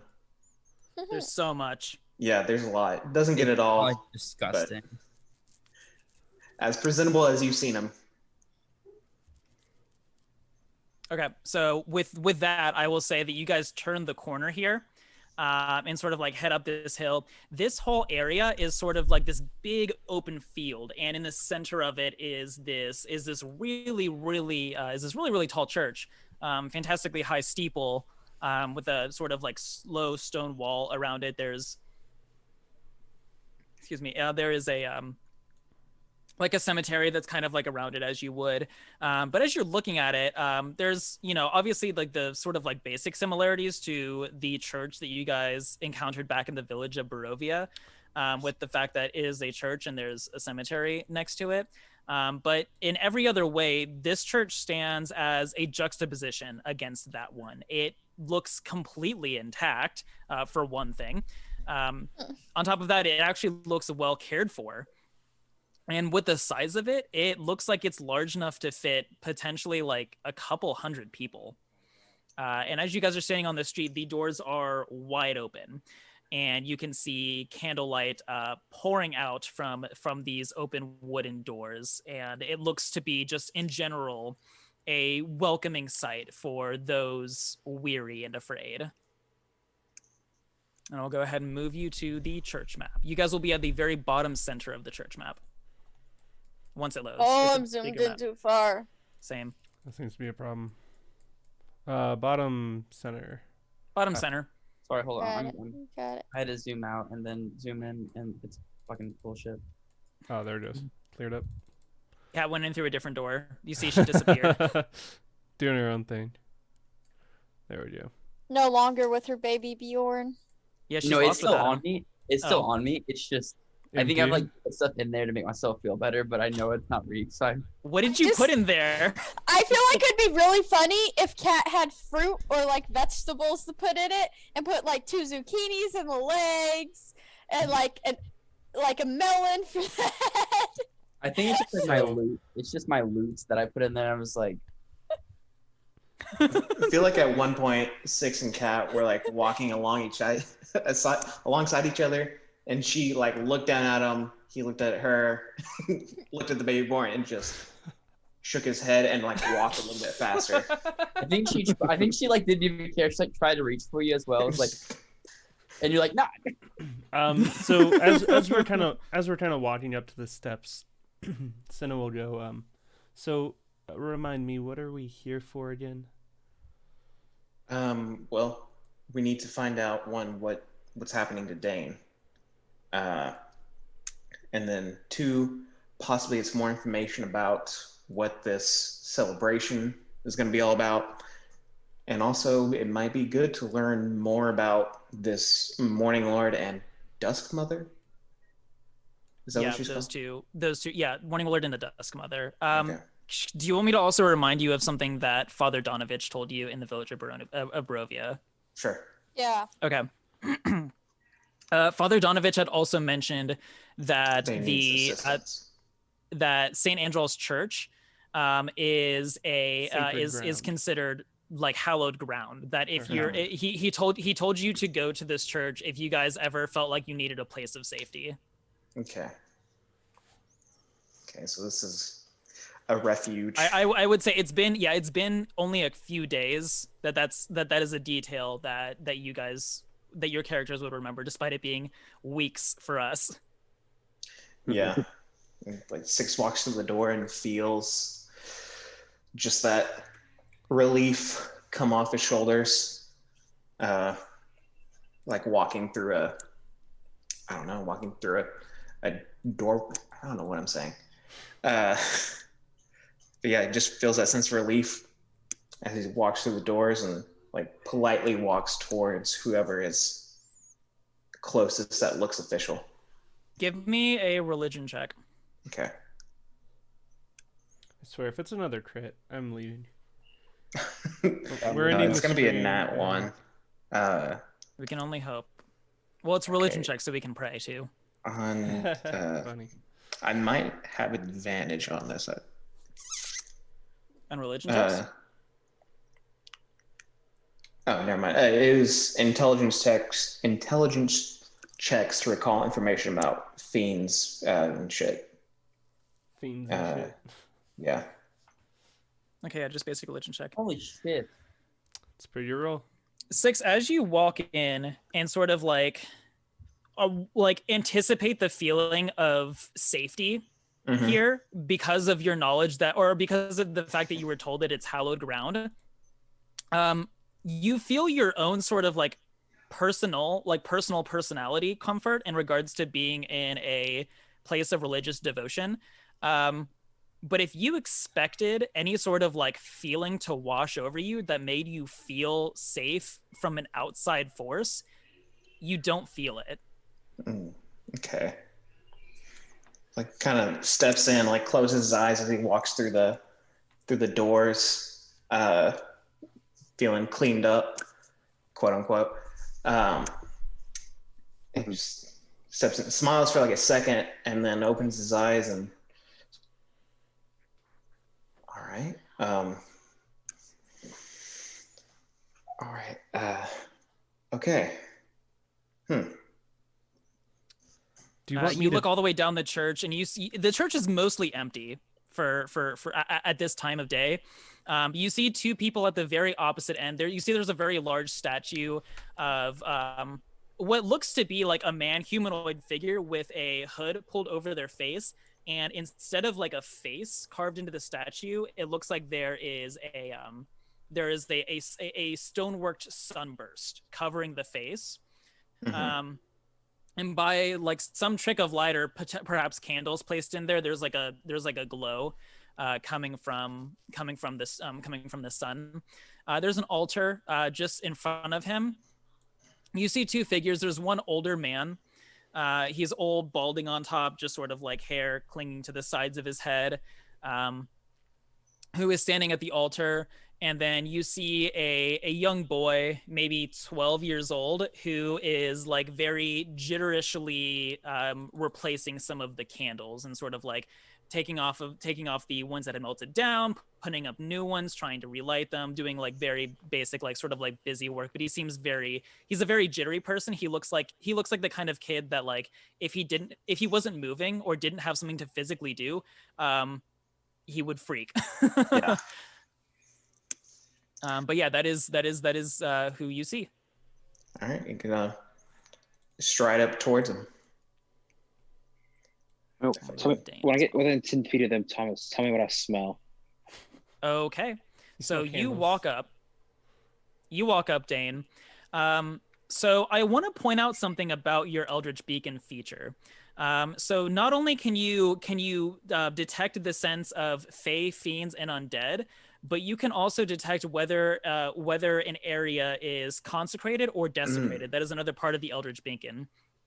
What is consecrate? Okay, Since we're using the olfactory senses for this specific feature, what is consecrated ground? What do consecrated and desecrated grounds smell like to you? It's like so sweet for consecrated and sour for the other one. Okay. It doesn't smell sweet or first of all, you don't detect any sort of like unnatural presence from the old man. But what you also notice is that you don't smell anything out of the ordinary about this place either, which you were told was supposed to be consecrated or hallowed.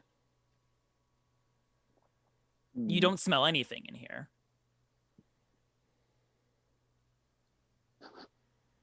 Six will approach and kind of like noticing Dane's hesitation. I'll whip out my sticky note, look for a corner that doesn't have anything written on it, and write out what I don't smell. Anything? I don't smell anything. Sorry. Just as like no smell. This place is a lie. And Father, excuse me.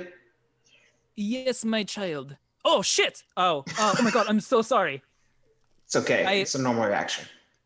I'm assuming you're okay if you got past the guards. Yeah, they thought I was fine. No, we did all that rigmarole. Okay. Yeah. It's so nice to finally set foot on this hallowed ground. What's the name of this church? This is the church. You see, he sort of like hesitates whenever you say that. And But goes on. I want to watch his reaction whenever he. This is the Church of Saint Andral. Was once Saint Andral's home, and now a place where all come to gather and worship the Morning Lord.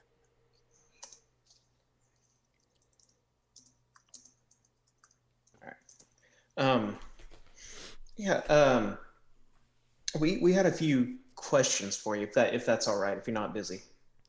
No, I am very happy. What are they questions? Questions about the Morning Lord? Questions about Vallaki? You seem like you are not from here. We're outsiders brought in by the mists.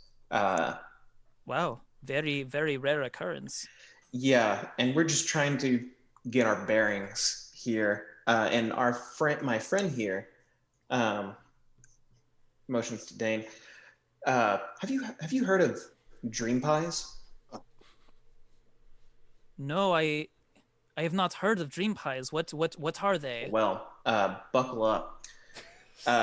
Dream pies were sold by this woman in the village of Barovia, claiming that they gave you incredible dreams. He claims that they were incredible dreams, but recently we found out that this woman selling these dream pies was and kind of like looks around, and she was a witch. A witch. A user of more of the dark magics. Is dark a slur in here? No, as Okay. long. No, do not worry about swears, except for he who must not be For- named. And I have a name for him in my language. I'm called a goblin. I have a name for him, that type of creature. Is it okay if I say that around here? Is it only refer to him as the devil? As long as you do not say his name out loud, or have it written, as long as his name is not on you at all, whether by speech or by written. Father, I was wondering what's the superstition behind that? Why are people so scared of his name? They want to keep him out in every way that they can, and they believe that, or at least the ruling families that have been in charge for these past generations believe that invoking his name brings him here. So that if you say his name, he can Gives see him around you. and six. It turns out I don't know in that they many believe names details, have but power. Names only have power if you let them. Six or noon. Noted, cinnamon. that is not what the people here believe. Um, A lot of hostility between you two. Six turns around back to the priest and goes, "Well, long story short, this grandma had, this old lady had two underlings, which she called her daughters, I think. They made these pies out of kids that they kidnapped in the forest. That's terrible. Yeah, and now my friend here is experiencing some pretty severe nightmares, and we're a little worried about him. So if there's anything you can do to check and see what's wrong, that would be great." I can inspect him. Yes, I will take a look and see what's my.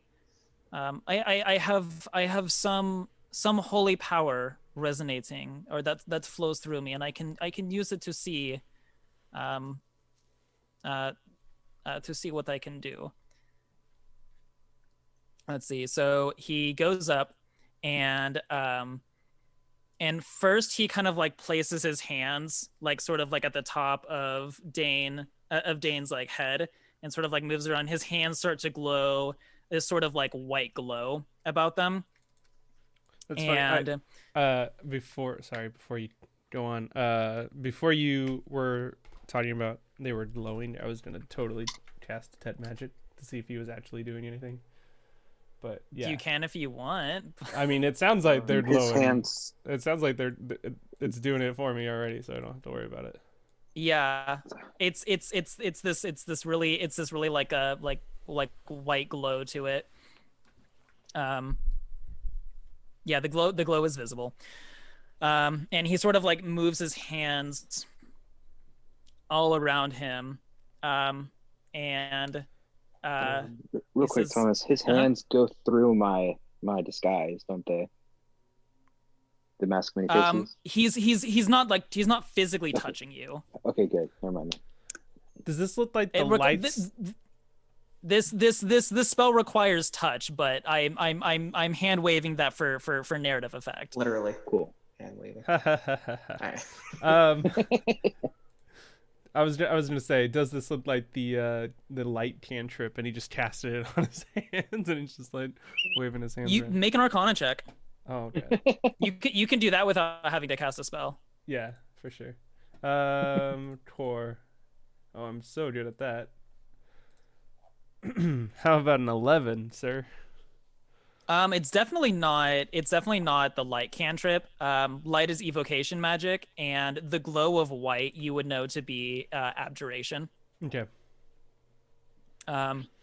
So he moves his hands all around Dane, just like sort of like checking different parts. He especially focuses around the head because you said like nightmares. And he kind of mumbles to himself and says, do Do you feel any different? Thomas, do I feel any different? No, you don't.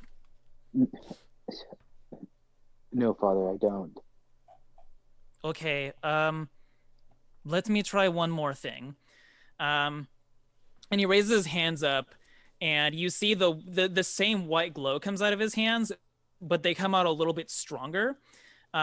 And Dane's Todd disguise disappears, and he goes back to being Dane. He goes, "Oh shit, you're green too." Surprise! Sorry, Well, it's was you that know, a- two green boys rolling into town. Was that a That's my dispel? bad. Probably. Yeah, sorry. He's better at hiding it. People just didn't think two green people. That whole thing was your doing. That part was him. Yeah. Okay, so again, aside from being different in appearance, do you feel any different? Do I feel different? You do not. Look, Father. No.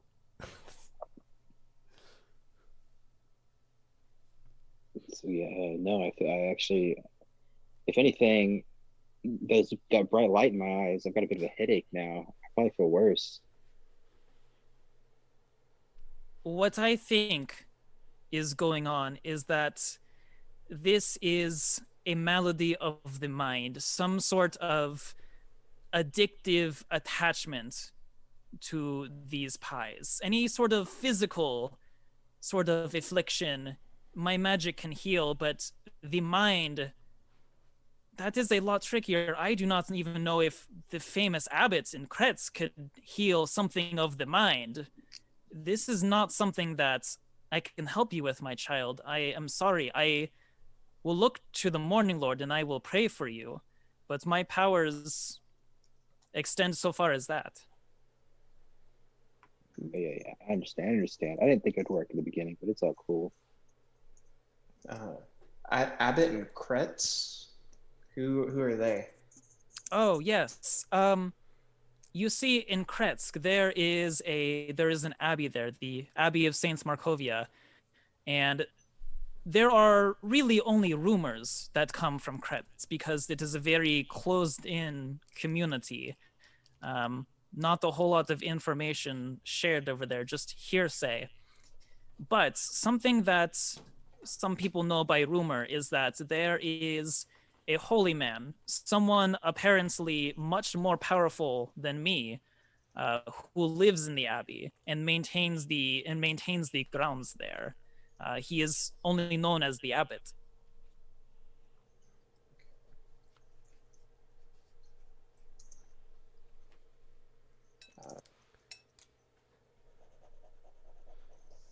Writing this down my notes. And Kretz, how do you spell that? Krezk. Oh, I spelled that wrong. And would you be able to maybe point this? Oh, You're Dane's a robot. You're a robot, Thomas. He's not a Warforged. He's a Tiefling. Would you be able to point to where this abbey is on a map? I can point you to where Kretsk is. Yeah, that would. The abbey is on the hill that overlooks the community. Oh, we lost Dane. The hill. Where's this hill? I'm trying to mark my map. Where's the hill? Yeah. So Arx, you pull out your map. Yep. And he points at he says, yes, this here on the edge of your map here. Got it. I gotta pull up my map. Kretsk lies lies towards the end of the valley, closer to the mists. Okay, That's we already not knew the about map. Crest. That's the map. I found it. Oh, we did. It's literally on my map. And is there just, I know this is a little bit of a crude drawing, but would you happen to know if there's anything we might be missing on this map where, again, from out of town, we don't know our way around yet?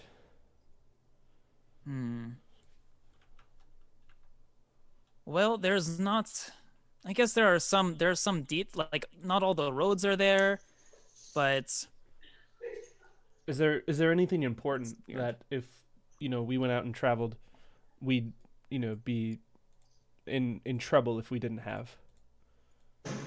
It has the 3 settlements. It has the winery.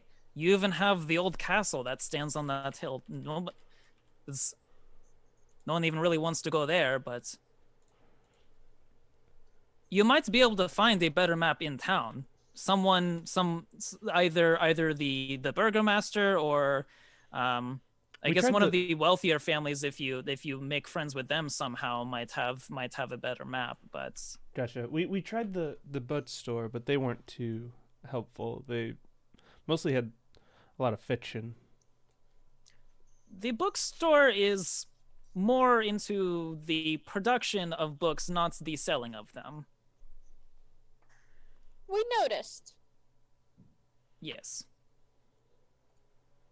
Well, thank you. That was my only question. Father, do you know? Has he said what his name is? No, my name is Father Lucian. Father Lucian. Okay. Hey, guess what? We just met a child. I with was that gonna name. say, are you running out of names there? No, I'm not. It's literally 2 characters with the same name because that happens in the real world. It is a good name. It does? Um. Huh. Uh. Yeah, it's crazy. It's almost like 2 people in this party are both named Thomas. Nah, that can't be Uh, true. Father, Yeah. do you know? Uh-oh. Still a robot, Tumis. It's a publishing house, not a bookstore. Let's do this. Let's take a 2-minute bio break. Let's let Dane figure out connection stuff, and then we can resume because I do have to do a pee. Okay. Perfect. Bio I break. also need to. All right. We'll be right back, gang. Bye.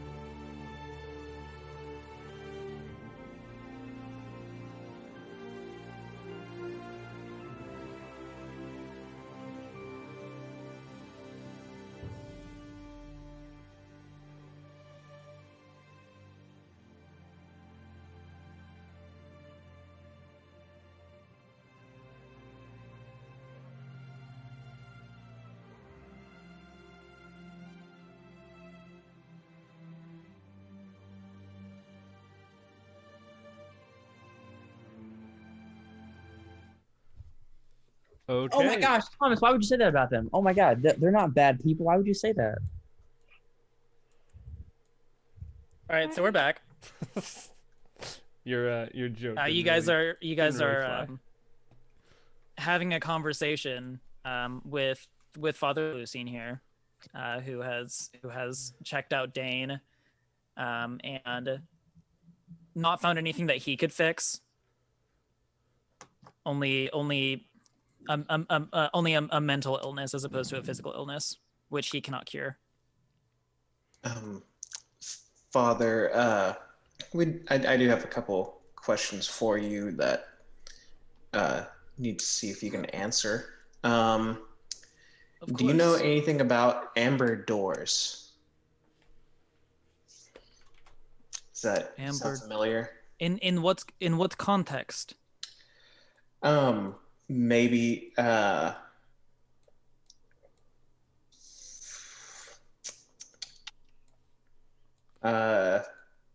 that maybe that is behind a pile of treasure. Treasure, amber doors.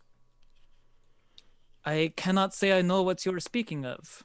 Okay, that's fine. I just want to ask around about that. And is there a place people go around here? I'm not in Valaki, but in Barovia, where they go to get away, go to be lost. Like on the vacation? Could be maybe also like runaways. Is there any typical place that they go? Probably the woods. Just the woods in general. Woods in general, maybe to... Honestly, a lot of the time when a child runs away, they are going to a friend's house. Statistically speaking. And then I guess something's just been bothering me. This place, it feels off. Has something caused this church to be, I don't know, unhallowed? What do you know of this? I've been to many churches before. I consider myself a holy man, but I walked in here expecting some sort of relief because we were told back in the village of Barovia that this was a hallowed ground. But walked in here and I felt the same. You can feel this thing. Yeah. I've been a little bit more sensitive to it in the past few days. Are you here to help? You are enemies of darkness. Perhaps can help? Help with what? That What- sounds like a quest. What is it that you need? This is a human being that you're interacting with. Not a character, not It's- just a It's name. so much easier to say yes, I accept your quest. It's not a video game. This I is a know. real person that you're talking to. Help with what? Yeska, go close the doors. And Yeska, the jittery boy, just sort of like he just fucking sprints, just like goes off. He runs over here. He runs over to the western doors. Looks out, shuts them. Sprints around. He's just like this is like all you hear. It's like all you hear. Like Father Lucian is just like waiting while he's doing it. You just hear just like Boom. sprinting through the church. Kat is like super excited. Kat is like, ooh, like she's like dancing around a little bit. She's like, You want to see course, real Gab's excited. speed, bitch? let's do it again. Yeah, so he's kind of like he's just like a little like uncomfortable right now because he stopped running, and he says, Father Lucian kind of like says to you, and as he says this, it's as if like the sort of like candles get a little like darker. It could very well be because Yeska's just running so fast that like the flames are kind of sputtering a little bit around the church. Father Lucian goes, Yeska, what did I tell you about running next to the fire? And he's I'm sorry, Father. You told me to close the doors, and I wanted to do it as fast as I can. I'm very sorry. It's fine. Don't get caught on fire. Goodness, child. Don't get caught on- Jittery one. Very, very nervous. You said you needed help. Yes. What do you know of a place becoming consecrated? That consecrated places exist. Get there. Most holy sites. New word for me, Kat says. New word for me. I know what they are. I don't know how to make them. For those who don't know what they are, any kind of motions to Katharini, and potentially Dana as well. Sorry to just point at him while he can't respond. He goes, consecrated ground is a place that is protected by holy energy. It is a place that darkness cannot exist in, at least comfortably. In order for a ground, for an area to be consecrated, you must have first a saint. And a saint cannot just be any holy religious man. Despite my devotion to the Morning Lord and what I do here as a preacher, I will never be a saint. Saints, first off, must have the extreme height of virtue, qualities that we as people define as good: mercy, patience, forgiveness, charity. These things this person must do unthinkingly. It's part of who they are. Second, to become a saint, they must fulfill duty. It means nothing if you believe these things as long as you do not actually devote it to someone. And most often this is the case with a god like the Morning Lord, that you devote all of these good things to, but it can perhaps be a cause or an idea, an oath, perhaps. And the third is that a saint must take action. They must use their goodness and their devotion to change the world for the better. And it is when a saint acts over and over again in a specific place that can give off this holy energy and use their goodness to permanently protect a place. This church is named after one such saint, Saint Andral. When the darkness took over the land and the devil became what he is, they say it was his own guards who fired upon him as he turned into a monster. And these guards did what they could to escape his wrath. And they came to Vallaki. And as the legend goes, Saint Andral accepted these guards into his home, knowing that one condition of the monster was that he could not enter a home without permission. And so the devil waited for Andral to leave. And he waited and he waited. But Andral had others bring supplies to his house, food, equipment, to make sure that these guards were taken care of and protected from the devil's wrath. And he did this until the guards and himself died of old age the rest of their lives. And since then, his house has become sacred ground. But the people of Vallaki decided to take this holy place and turn it into a place of worship where his ideals could be practiced and could be preached about. The house was destroyed and was replaced by this church. This made it so that the ground itself was not consecrated, but Saint Andrel himself was. Over to this altar, and he puts his hand on the top of the stone altar there, and he says, "What I am about to show you, no one knows of.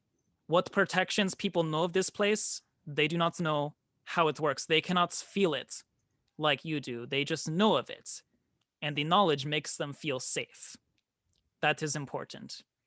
No one knows this thing except for me and Yeska. I told him recently because he was crying about the darkness, but he flipped the switch on the underside of the altar, or like moves a little mechanism, and he starts to pull the altar aside. You can see that it's this big heavy stone altar, but whatever he did allowed it to be able to be like moved, perhaps on rails or something. And beneath the altar, you see there is a little crypt of a sort, 10 feet by 10 feet, a hole with a ladder going down into it. And as you peer into it, the candlelight sort of very dimly illuminates this hole. And in this, at the base of this crypt, you see another altar, and the light kind of shines weirdly on the altar, but there's nothing sitting on it. And he says, "For generations, for hundreds of years, Saint Andrel's bones have sat in this crypt. As long as they are there, the people in this church are safe." His bones But are about a missing? week, his bones went missing a week ago. I came in one day, and parts of the floorboard were ripped up, and the bones were gone. Who would... We do not know where.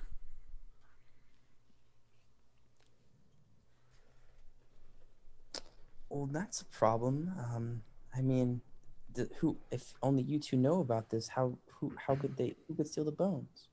That is what confounds me. I do not know how someone could get in here and grab them if no one knows about them. Question. And then I pull him aside, and I don't want the... Did you tell the boy this after or before this happened? I told the boy about this about a month ago. The bones went missing only recently.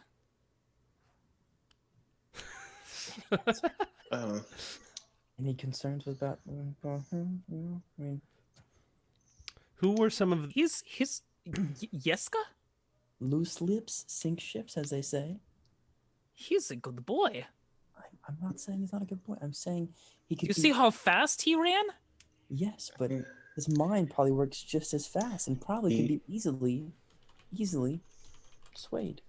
The only way a secret stays between two people is if one of them dies. And I point at Six. I'm like, What are you suggesting? I'm not suggesting that. I'm just saying secrets, even people who are well-intentioned, get out. He's a Do young you boy. think... Does he have any friends that you know of? He lives here with me. His parents are gone, and I took him in. The only other person that he regularly sees is the grave digger, the one who works here and digs grave for the cemetery, Milivaj. Wait, what? Will you repeat his name again? Milivaj, do you know him? Does he work at the orphanage? Yeah. Yes, he grew up in the orphanage. He still lives there and takes care of the other children. He's sick right now. Any chance he could get sick from stealing the bones? I don't know how those would be connected. When did these? I go did know missing that again? he was. I did know that he was sick. He hadn't come in, and I went and spoke with Headmistress Velasco, and she said that he was sick. But When exactly did the bones go missing? a week ago, Exactly a week. Exactly 10 days. give or take a day. So between 9 and 11 days. Sure, that sounds about right. But Milivaj does not know. I have not told him. But could fuck, I forgot his name. Yeska could have told. Yeah, Yeska. The boy's right next to us. Can he? No, I pulled him aside. I was like, come on. Oh, did you? Yeah, I did. I don't remember that part, but I said I pulled him aside, and I was like, come on. okay, sure. Yeah, you pulled Yeska aside. He wasn't really into being pulled aside, and this whole time he's kind of like tried to look for ways to get away from you. But you're much bigger and stronger than him. You're a tall 6'5" woman, and I pulled the main guy aside, so he's like, we're away from the boys. What I meant, like the initial conversation, I pulled I was like, come here. I pulled him aside when I had this conversation initially. Maybe we should just question Yeska. Hey, Jacob. Yep, I'm Images are working. messed It's up been on the stream. Okay. it's been doing that for like all streams. So it's like every time I click away, it does it. So I've just been ignoring it. I have. Yeah. So yeah, Yeska... you look over at Yeska, and he as nervous and jittery as he like always looks. He looks nervouser and jitterier. Yeska, like with passive insight. Would you come sit down over here, please? Okay. He sprints. Like he sounds so fast. He's tapping it. He's like tapping. Now, Yeska, I'm going to ask you a series of questions, and while I do this, I cast Detect Thoughts. This is a vocal, somatic, and material. So, maybe while he's running over, I do all the components for it. Yeska, it takes a copper piece. Oh, because it's a penny for your thoughts. Yes. Say it's 1 copper piece. So I will mark that on my character sheet. Yeska, I'm going to ask you a series of questions. Please just answer yes or no. Okay. How old are you? Oh my god, yes, I told Milivaj. I'm so sorry. I did not take them. So fast, man. And then I say, sink ship. I say, loose lips, sink ship, sir. I am a master interrogator. Yeska, I do have a question for you. Yeah. When did you tell Milivaj?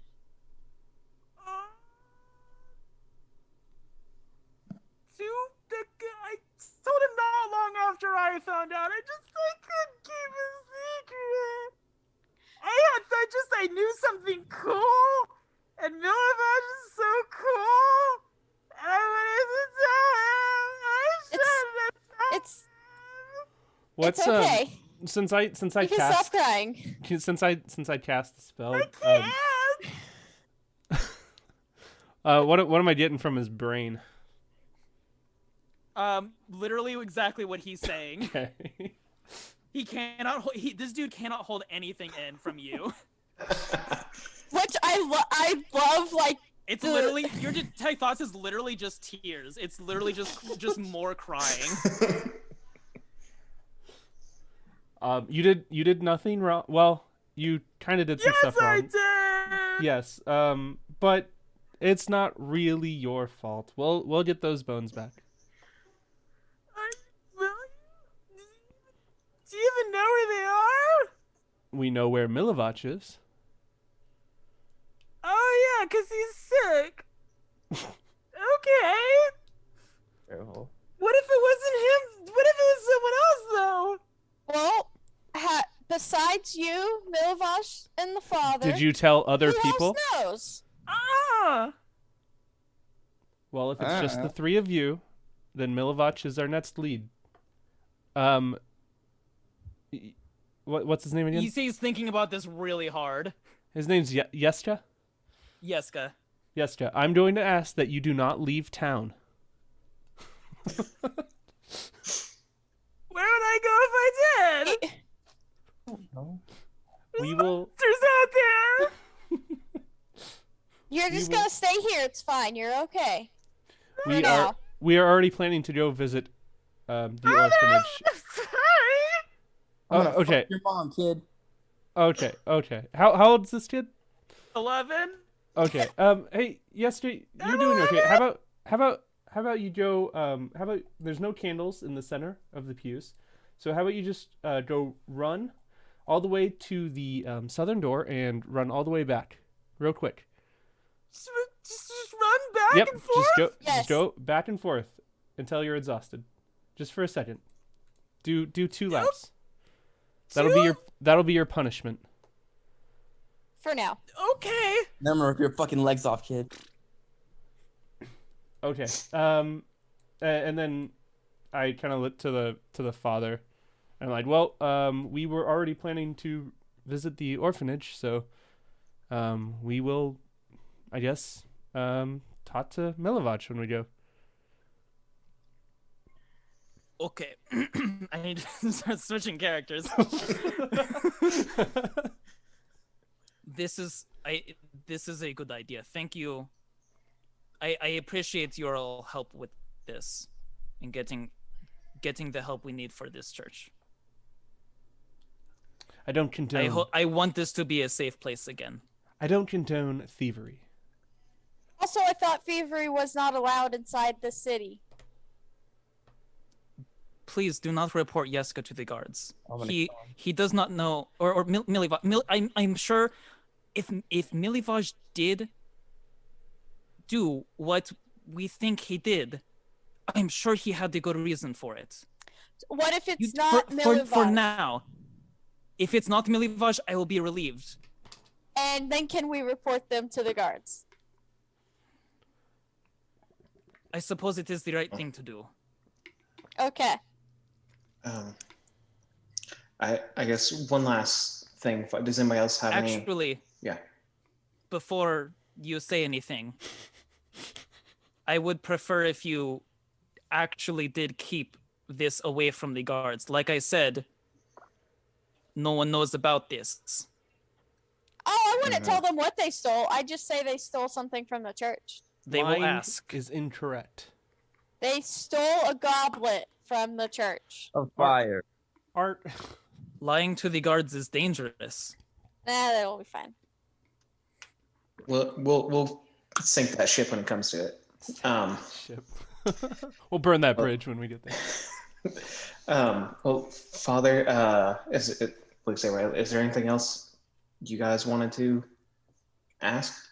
Just so, I mean, I cast a spell. What am I getting from the father? Kind Oh, just detect thoughts? Yeah. What are kind of his surface level stuff? His surface level thought is a lot of still some restraint with the fact that you guys are outsiders. Definitely some hesitation about Kat because of her hair. Because the red hair being a superstition is still a thing that's not gone away simply because we've opened it up more. And general you also do get the sort of genuine feedback, genuine feedback loop of what he is saying is what he's thinking as well. I feel like that's a useful thing to be able to detect from him. Okay. Sorry, I used the spell. Okay, I wanted it to do something. I know. I saw you use the spell. I'm just I'm gonna make him waste it. I know that's completely fair. I love that. Yeska is a very good character. Is there anything you want us to relay to Milivosh when we go visit him? Tell him that whatever he did, I forgive him, and that I just want him to get better.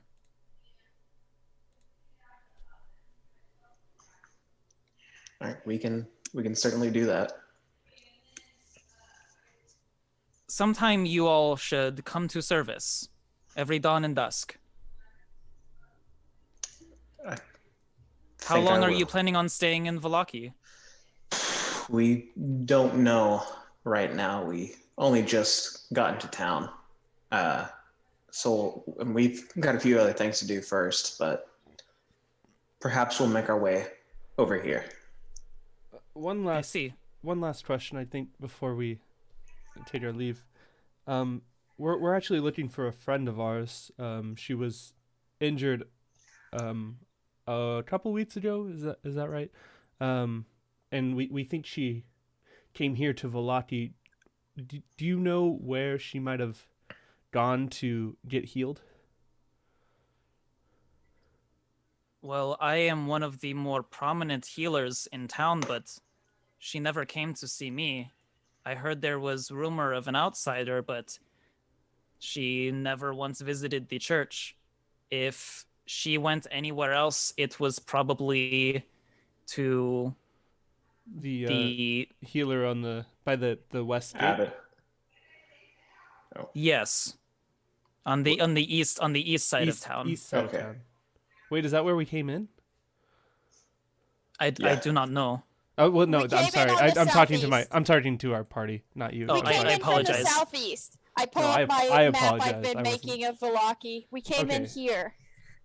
Okay, we came into this. Okay, thank you, Father. I've gotten what I needed. We will. We've got some stuff to do. So I will see you all around, I hope.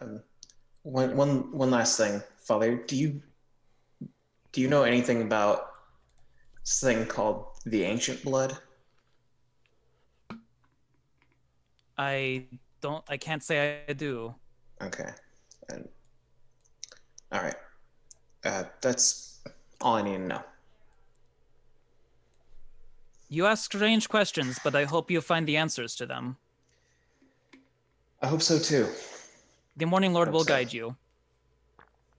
And you as well. And then I do like a curtsy. I'm like, and for you, sir. And there's Cat. And he very awkwardly sort of like bows to you. He doesn't know exactly how to respond to that, nor do I. And I just I check him in the nuts. I'm like, get up, bro. What you doing? Do you fucking really? Yeah, I really do. Oh. Okay, see you. Goodbye. What happened when you tell people your secrets, bitch, and then I walk off? what the fuck? We just Okay. we passed the running Yeska as we. As we Yeah. leave. Like, Yeah, Yeska's still running. You told him to run 2 laps, and he didn't stop. Run until you stop feeling bad. Oh, 7 months God, he's later. gonna be there so long. Like, shit. Well, we have a few places we could go next. Yeah. So time wise, let me Oh, paint yeah. the scene for you. You Good guys take have that. been kind of like going through a couple different shops. You toured the orphanage got an and umbrella. did some paperwork. You bought yourself a rain screen. An The rain is umbrella. starting to light up a little bit. And you had a pretty lengthy conversation with Father Lucian and Yeska. I'm gonna say that you're getting into like late afternoon, early evening. You probably have just another hour or so of sunlight. What well, what cloud bell is light. it? Yeah, what bell did we hear last?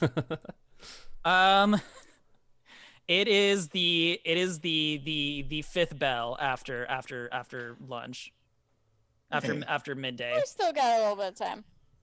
Guess we should start heading back through the mint. Yes.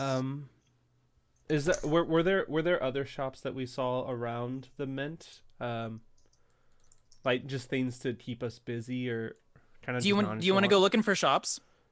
Just kind of around the area. Like we'll stay Yeah, within like because a 10-minute walk. there was a pretty decent like concentration of like stuff around here. Mm-hmm. And you figure if you look around some more streets, you might find some more things. Yeah. Or that's kind of what I voiced to the group. Yeah. Six is just he's scrolling in his journal, at this point, and just kind of following along rather than leading this time. Yeah, Senna looks like you're kind of leading right now. You're the Okay. leader now, Cinnamon. Well, follow me, I think. And then I just start heading up this road. Okay. So you start heading along along this road here. Got the map here. So all of these buildings along this road are houses. Residential. Pretty much. Okay. This is like, yeah, definitely like residential area. But you get to this stretch of street right here. Because you were heading like back in the direction of the town square. Yeah. Yeah. You get over to this street here, and you notice. Let's see if I can pull up the description here. You see this large building right here. You guys are around the corner from town square, and you see this large 2-story building. Gray smoke puffs from the chimney, and you see some ravens are perched on the sagging tile roof. And the windows are made of stained glass. You guys have pretty much seen ravens around. I'm trying to be a little bit more vocal Gotcha. about the fact that you see ravens. They're not uncommon to see. You see them flying overhead. You see them perched on stuff. This is just where I decided to mention them. Yeah. to mention them more. I'm trying to normalize them. You see this the front is placed with stained glass windows, and they depict a blue waterfall kind of flowing, and there is a sign hanging above the door that reads Blue Water Inn. Maybe you guys right here.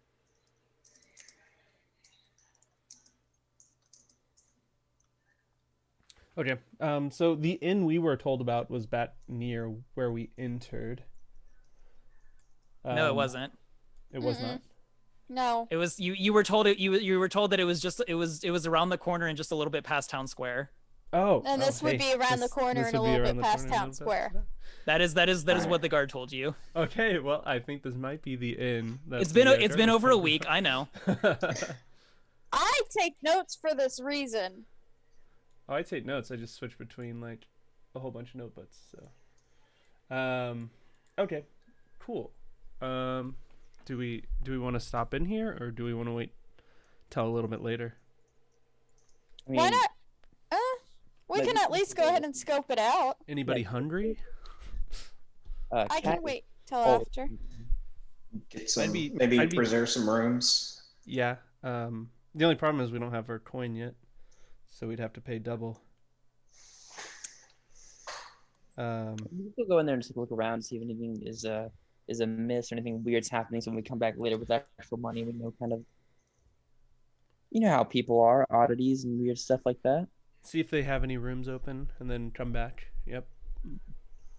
Just put our name on the list. So like, you know, when they want to call our party, we're like ready to go. Do you guys want to go inside the inn? Senna will knock on or open the door. Is it Okay, a saloon style door? No, it's a door style door. Oh, those are boring. Yeah, I know. It's the- I'll go ahead and move you into the inn. Again, multiple floors here. You guys are going to be at the very top this time because I love switching it around on you guys, not because this is the way Keeps us the on our maps are made. toes. Keeps us on our toes. So the front door is this way. Oh, okay. And as you actually like enter the door, or right before you enter the door actually like opens, and you see this man sort of like push past you. He's got the like long pointed ears of a full-blooded elf, and this like sort of like flowing black hair and this super fancy hat.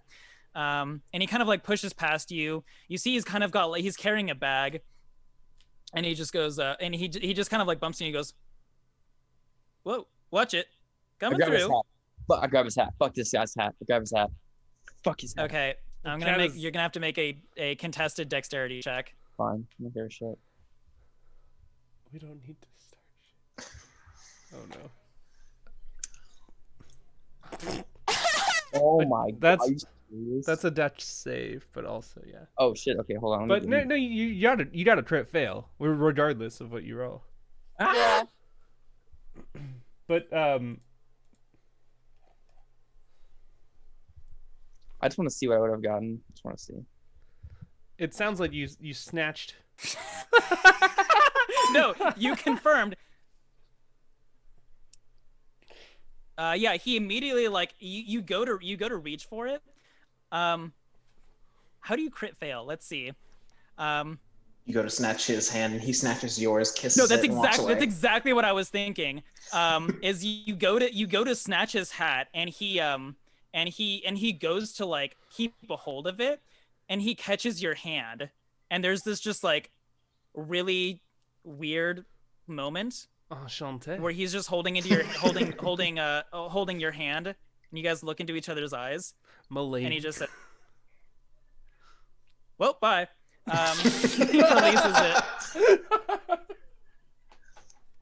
and he sort of leaves, goes down the road, and kind of mixes in with the crowd. Cat, we need to work on your impulse control. Don't just. Just being a dick, Cinna. Okay, listen, we have enough of that coming from you. I'm not gonna let this guy do it. Explain how he was being a dick. He bumped into you guys, and you just let him do it. He just didn't see us. Accidents happen. He could have said, "I'm sorry," or apologized. But no, he went, "Fuck this guy."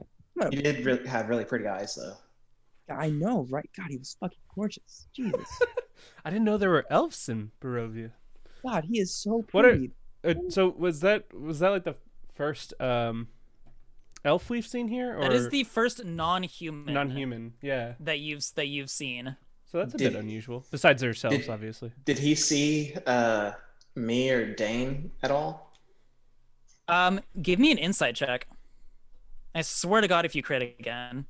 I'm gonna quit the game if I just quit again, because this is just No, gonna be don't. peak. I'm having too much fun with you. No. Insight. Okay. Okay. Average is That's fuck. fair. Awesome. So middle of the road. You don't seem to notice whether or not he saw you, or if he does, if he cares. Mhm. You just you didn't really catch it. You were too struck you were by too- his eyes. You were too struck by his eyes, and also that moment that he and Kat shared that was kind of weird. Yeah. Okay. So you guys enter this establishment. Dane's there too. So the dining room is currently devoid of patrons. At the bar top here, you see a woman writing in a book, and sitting on one of these stools right here is a young boy cleaning glassware. Big enough for baby Bjorn by chance? Oh my god.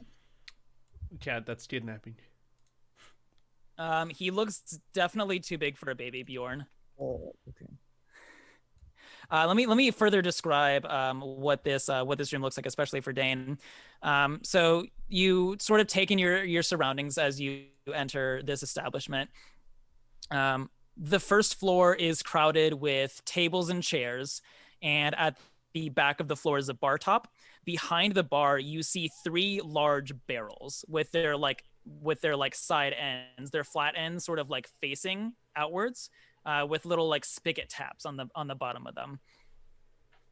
The barrel on the left, each one of them has like a sort of like brand burn into them. The barrel on the left reads Champagne de la Pompe, but is crossed out, and it actually has its spigot taken out. The middle barrel reads Red Dragon Crush, 2 silver pieces. And the right barrel reads Purple Grape Mash number 3, and it costs 8 copper. You can see the prices are marked on the signs. Actually, between the 2 of them that have prices on them, appear that they've been crossed out and recently doubled. There's a stairwell on the north end of the dining room that leads up to a wraparound balcony, and I gave you guys a little bit of that view on the second floor. There's a wraparound balcony with a few doors there, and then there's another balcony that isn't connected to the rest of it. It looks like it has its own sort of like stairwell from outside that leads up to it. And here is the wraparound balcony portion for our Twitch stream. Okay. Okay, and so the woman at the bar sort of like looks up from whatever she's writing, and she says, "Hello, or not? That's not the accent I want to use. It's gonna be hard switching accents. Let's start out formal. Hello, how can I help you?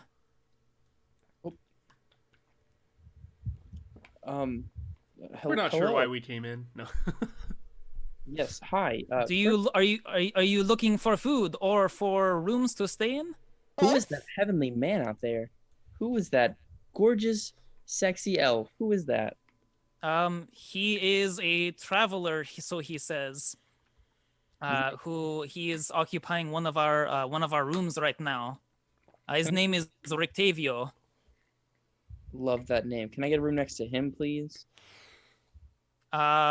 There are other open rooms. The room next to him has 4 beds in it. The 2 other rooms that we have 2 beds each. If you want the one next to him, it is 4 beds. Maybe you want that room for tonight? How many nights do you wish to stay? How many? Oh, also forgive me. I have not introduced myself. My name is Nino Corbeau. Welcome to my inn. This is my boy Clovis. Nino Clovis. and Clovis. Clovis, question. Clovis, I look at him. Clovis, have you ever heard of a baby Bjorn before? You know what that is? What is that? Do you want to? I don't think I do. All right, and then I'd say, Nina, I'm not going to take your child. I just want to try something out with that. Take out my. Why would you take my child? Maybe we should interfere. Hold on. Noom, maybe we should interfere. Yeah, I guess I like close his journal. Done right. Oh, shit. Hello. Yes, we would like to get some rooms. Cat. Please. No, at least for today. No more kids in the Bjorn. Did you want the room that your friend was interested in? The one with the 4 beds? Looks. Kat, how about you and I split a 2-bed and give the 4-bed to the other 3? We could just like feet to face. That's fine. We could do a 4-bed. We feet to face. It's fine. For the inn, except for the private room, we charge per person. So if you want to take the whole room, it will just be person, not by room. Either way, it does not matter. It just, if there's an open bed, I may have to put someone in there if there is no other space. We'll do the 4 beds. That's fine. We'll figure it out. That's fine. I'll sleep on the ground if I have to. It's okay. I guess we're taking the 4-bed room. What was the bartender's name again? Nina what? My name is Nino Corbeau. Corbeau. Am I still a robot? Oh, You're no. not. Welcome back. Oh, me and Noom can share a bed? Noom just nods. Yeah. Put the Dream Boys together. I've been having nightmares lately, so Oh, by the way, I do scream when I wake up in the morning. Is that gonna be a problem? How much do you scream? Do you have a cellar? Will you wake me up? Do you have a cellar or I like was a asleep while I was soundproof room? screaming, so you have to ask my party here. Can you maybe not do that? We will silence them as soon as it happens. Don't worry. Couple seconds at most. I don't have the spell silence. So that won't be. Do you happen to have is there a shop here that sells any like ball gags? Oh my god. Fuck. Like the and she sort of like looks at her child like, is the adult kind? The adult kind? A wink at her. Yes. You wink at the child? What? No, at her. No. That child is looking very seductively. There is no shop for such things. Token. I'm usually what we do is just buy general sort of material and make it ourselves. Where would I buy these items? If anyone was to do such a thing, Not me. Not me. God, not another Nancy. This door pounds open, and this man steps out. This like big burly man. He says, "Nina, are you telling visitors about our sex life again?" He says, "No, Jacques. What? How did you even hear this? You're in the kitchen. I know. I heard the noises." He says, "I can always hear your beautiful voice through the door. Come here, my wife." Stop, Oh my god. stop. We have people here looking for rooms. And he goes, "Oh, looking for rooms." He looks at all of you. He says, God. "Where are you all from?" Uh, I've lost half of you. we're outsiders. Outsiders. Selena. Incredible. The land of the I have rising no sun. idea. I have no idea what this place is. You must have traveled so far, though. Nina, give them the room for free. Jacques, I cannot give them a room for free. We are a business. This is not how a business works. But they have traveled so far, Nina. Please, at least a dinner for free. Fine, dinner for tonight will be for free. Your room you'll have to pay for, though. Tomorrow, half off. No, Jacques, stop it. Go back in the kitchen. Help your other son with the food. Is he playing with knives right now? Do you know? How big is your other son? How big is your other son, ma'am? And he runs back in the kitchen. Claude, put that down. He's like juggling How knives. old is the son that's playing with knives, and Oh my should we be God. worried? Yeah, how big is he? He's 25 and yes. Jacques pokes his head out again and says, "You should not be worried. I have it under control." Give me your finger. He looks very panicked as he runs back inside. Ice your finger. Ice your finger. We don't need that. We need to cauterize that. How much? So how much are your rooms? Rooms? Well, let's see. I should have written this down. Rooms. If well, usually we include food with we include the meals with the room charge. Meal and board. Okay. That is usually in total two gold per person per night, but with food apparently waived, just 1 gold. How many nights were you planning on staying? Do you want to pay for just 2 nights or a few days in advance? Is there? Do we get a discount if we pay for multiple days in advance? Whatever he said about half off tomorrow, I am no. I cannot. He has given so many discounts to people. We will. We're going under because of him. Our best customer has not been seen in a week. Without him, I don't know what we are doing. Who's your best customer? The town drunk, of course.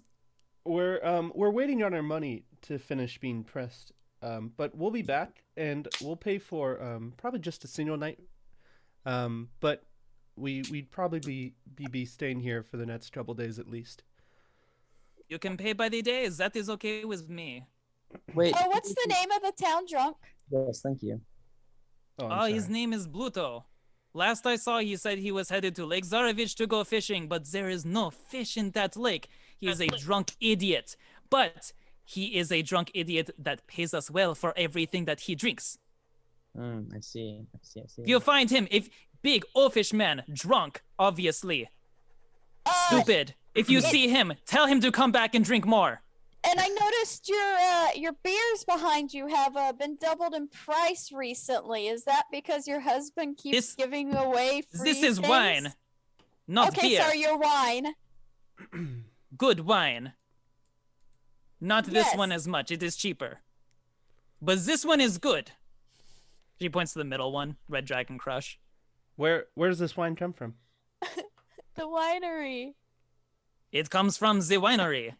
Obviously, Senna. Hey, Arx, do you want me to punch you in the face? No, can I punch you in the navel? Don't be starting fights in my dining room. Oh, this is not that kind of inn. Got it. This is my home too. If you're going to be starting fights, you might have to find somewhere else to sleep. When did you run out of the first one there? Champagne de la Pompe? Champagne de la We have Pompe. not had that in years. What? Then Why- why do you still? Why is it still Okay. up there? To remember. Why would you need to remember? He licks it. Yeah. Remember, It was so good. Where Like where does honey. Like honey flowing. where does it come from? Oh, the wine comes from the winery, the wizards of the wines. No, the Champagne de la Plum. De la Pompe? De la Pomme. De la River. Where does it comes from the winery? Oh, then it's How just many been- times do I have to tell you? Has And she that- she knocks on your head. Do they? Oh, okay, stop. Yeah, you get all your wine from the same place. Do you have anything other to drink? That is all we have. That is all anyone has in the whole valley. Interesting. Well, Everyone here drinks the same wine. we This said is all we have. before, we're from out of town. Did they discontinue Champagne de la Pompe? Jacques, come back in here. Oh, now I yell for him and he does not come out. Jacques, while he's not listening, What? where can I buy the? While he's not listening, where can I buy those parts? she's distracted. Oh, sorry. She ran over to the kitchen. She ran over to the kitchen to go and get him. At a tailor? Just- Probably at a general store. You would think. What, Nina? You blow my ears out. Well, because you don't listen to me. It's your family's winery. Tell them what happened with Champagne de la Pompe. He says, "What do you want to know about my family's wine?" He kind of like this whole time he's been like super like jubilant, super joyous, and now he's kind of like a little more serious, a little more sour. Shit, where's my notes? What's the name of your family's winery? The Wizards of the Wine. The wine. The Wizards of the Wine. Well, I mean, I just had a quick question. What the deal was with the Champagne de la Pompe? Why don't you have any more? The grapes dries up 10 years ago.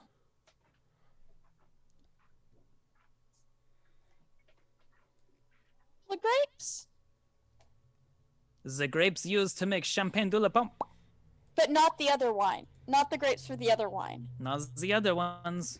This one though, and he walks over to the barrel. This one is gone.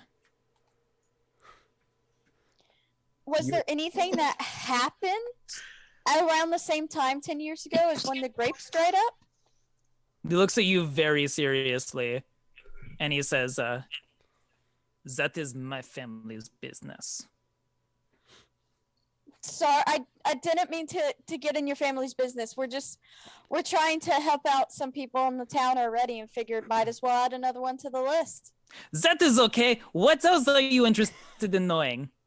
Man, if only we had a play or a character on our team that dealt in wine as they grew up.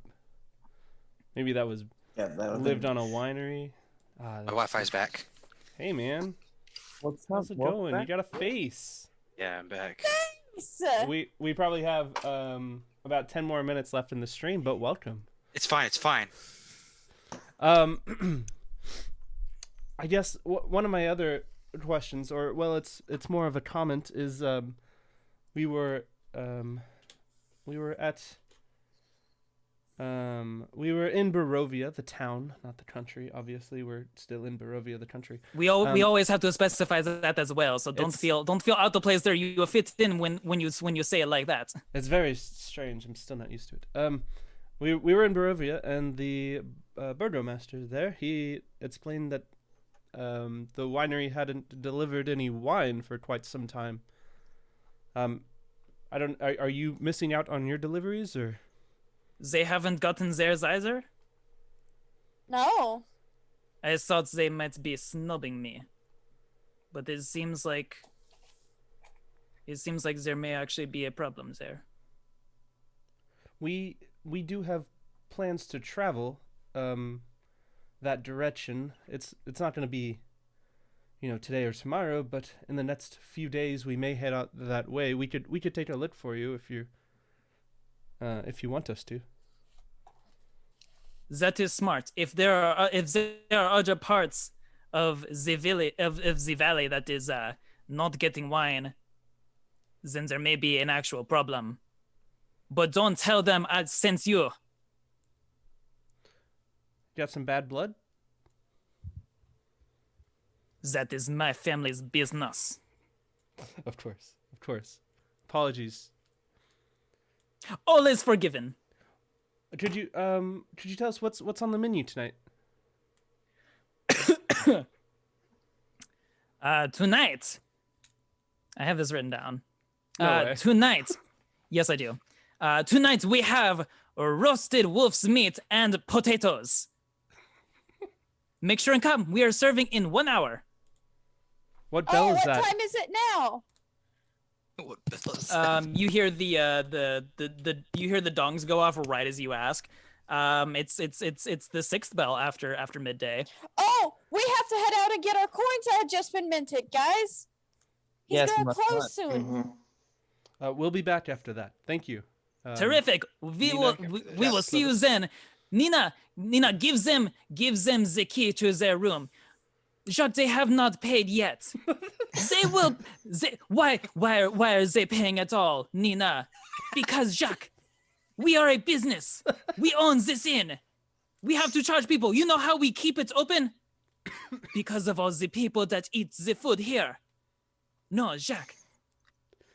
We cannot let people live here for free. I think maybe we like walk out as they're having this argument. Definitely. As you're walking out, this boy here, Noom, you hear him like say from like behind you, he say, like he kind of calls to you and says, "Where did you find this?"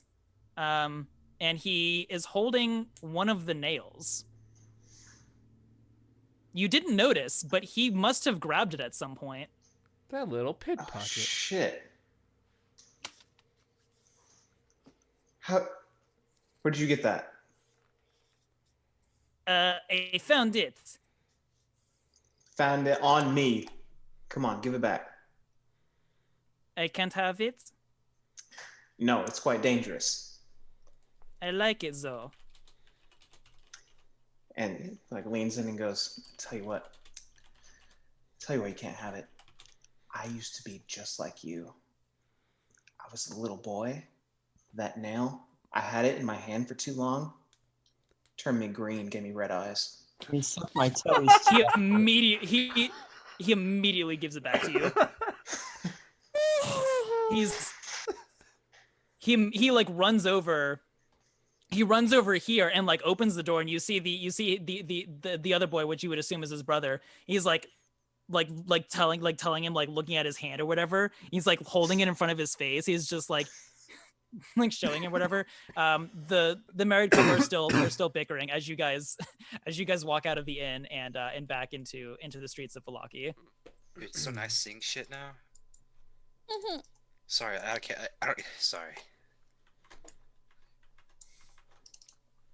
So, we start walking towards the mint, which was to our left, and then to our left again, I believe. Yeah, it was down. I have mine numbered differently, but it was here. Number 6. Okay. Well, Yep, I'm just talking like if we are walking in first person. Yes.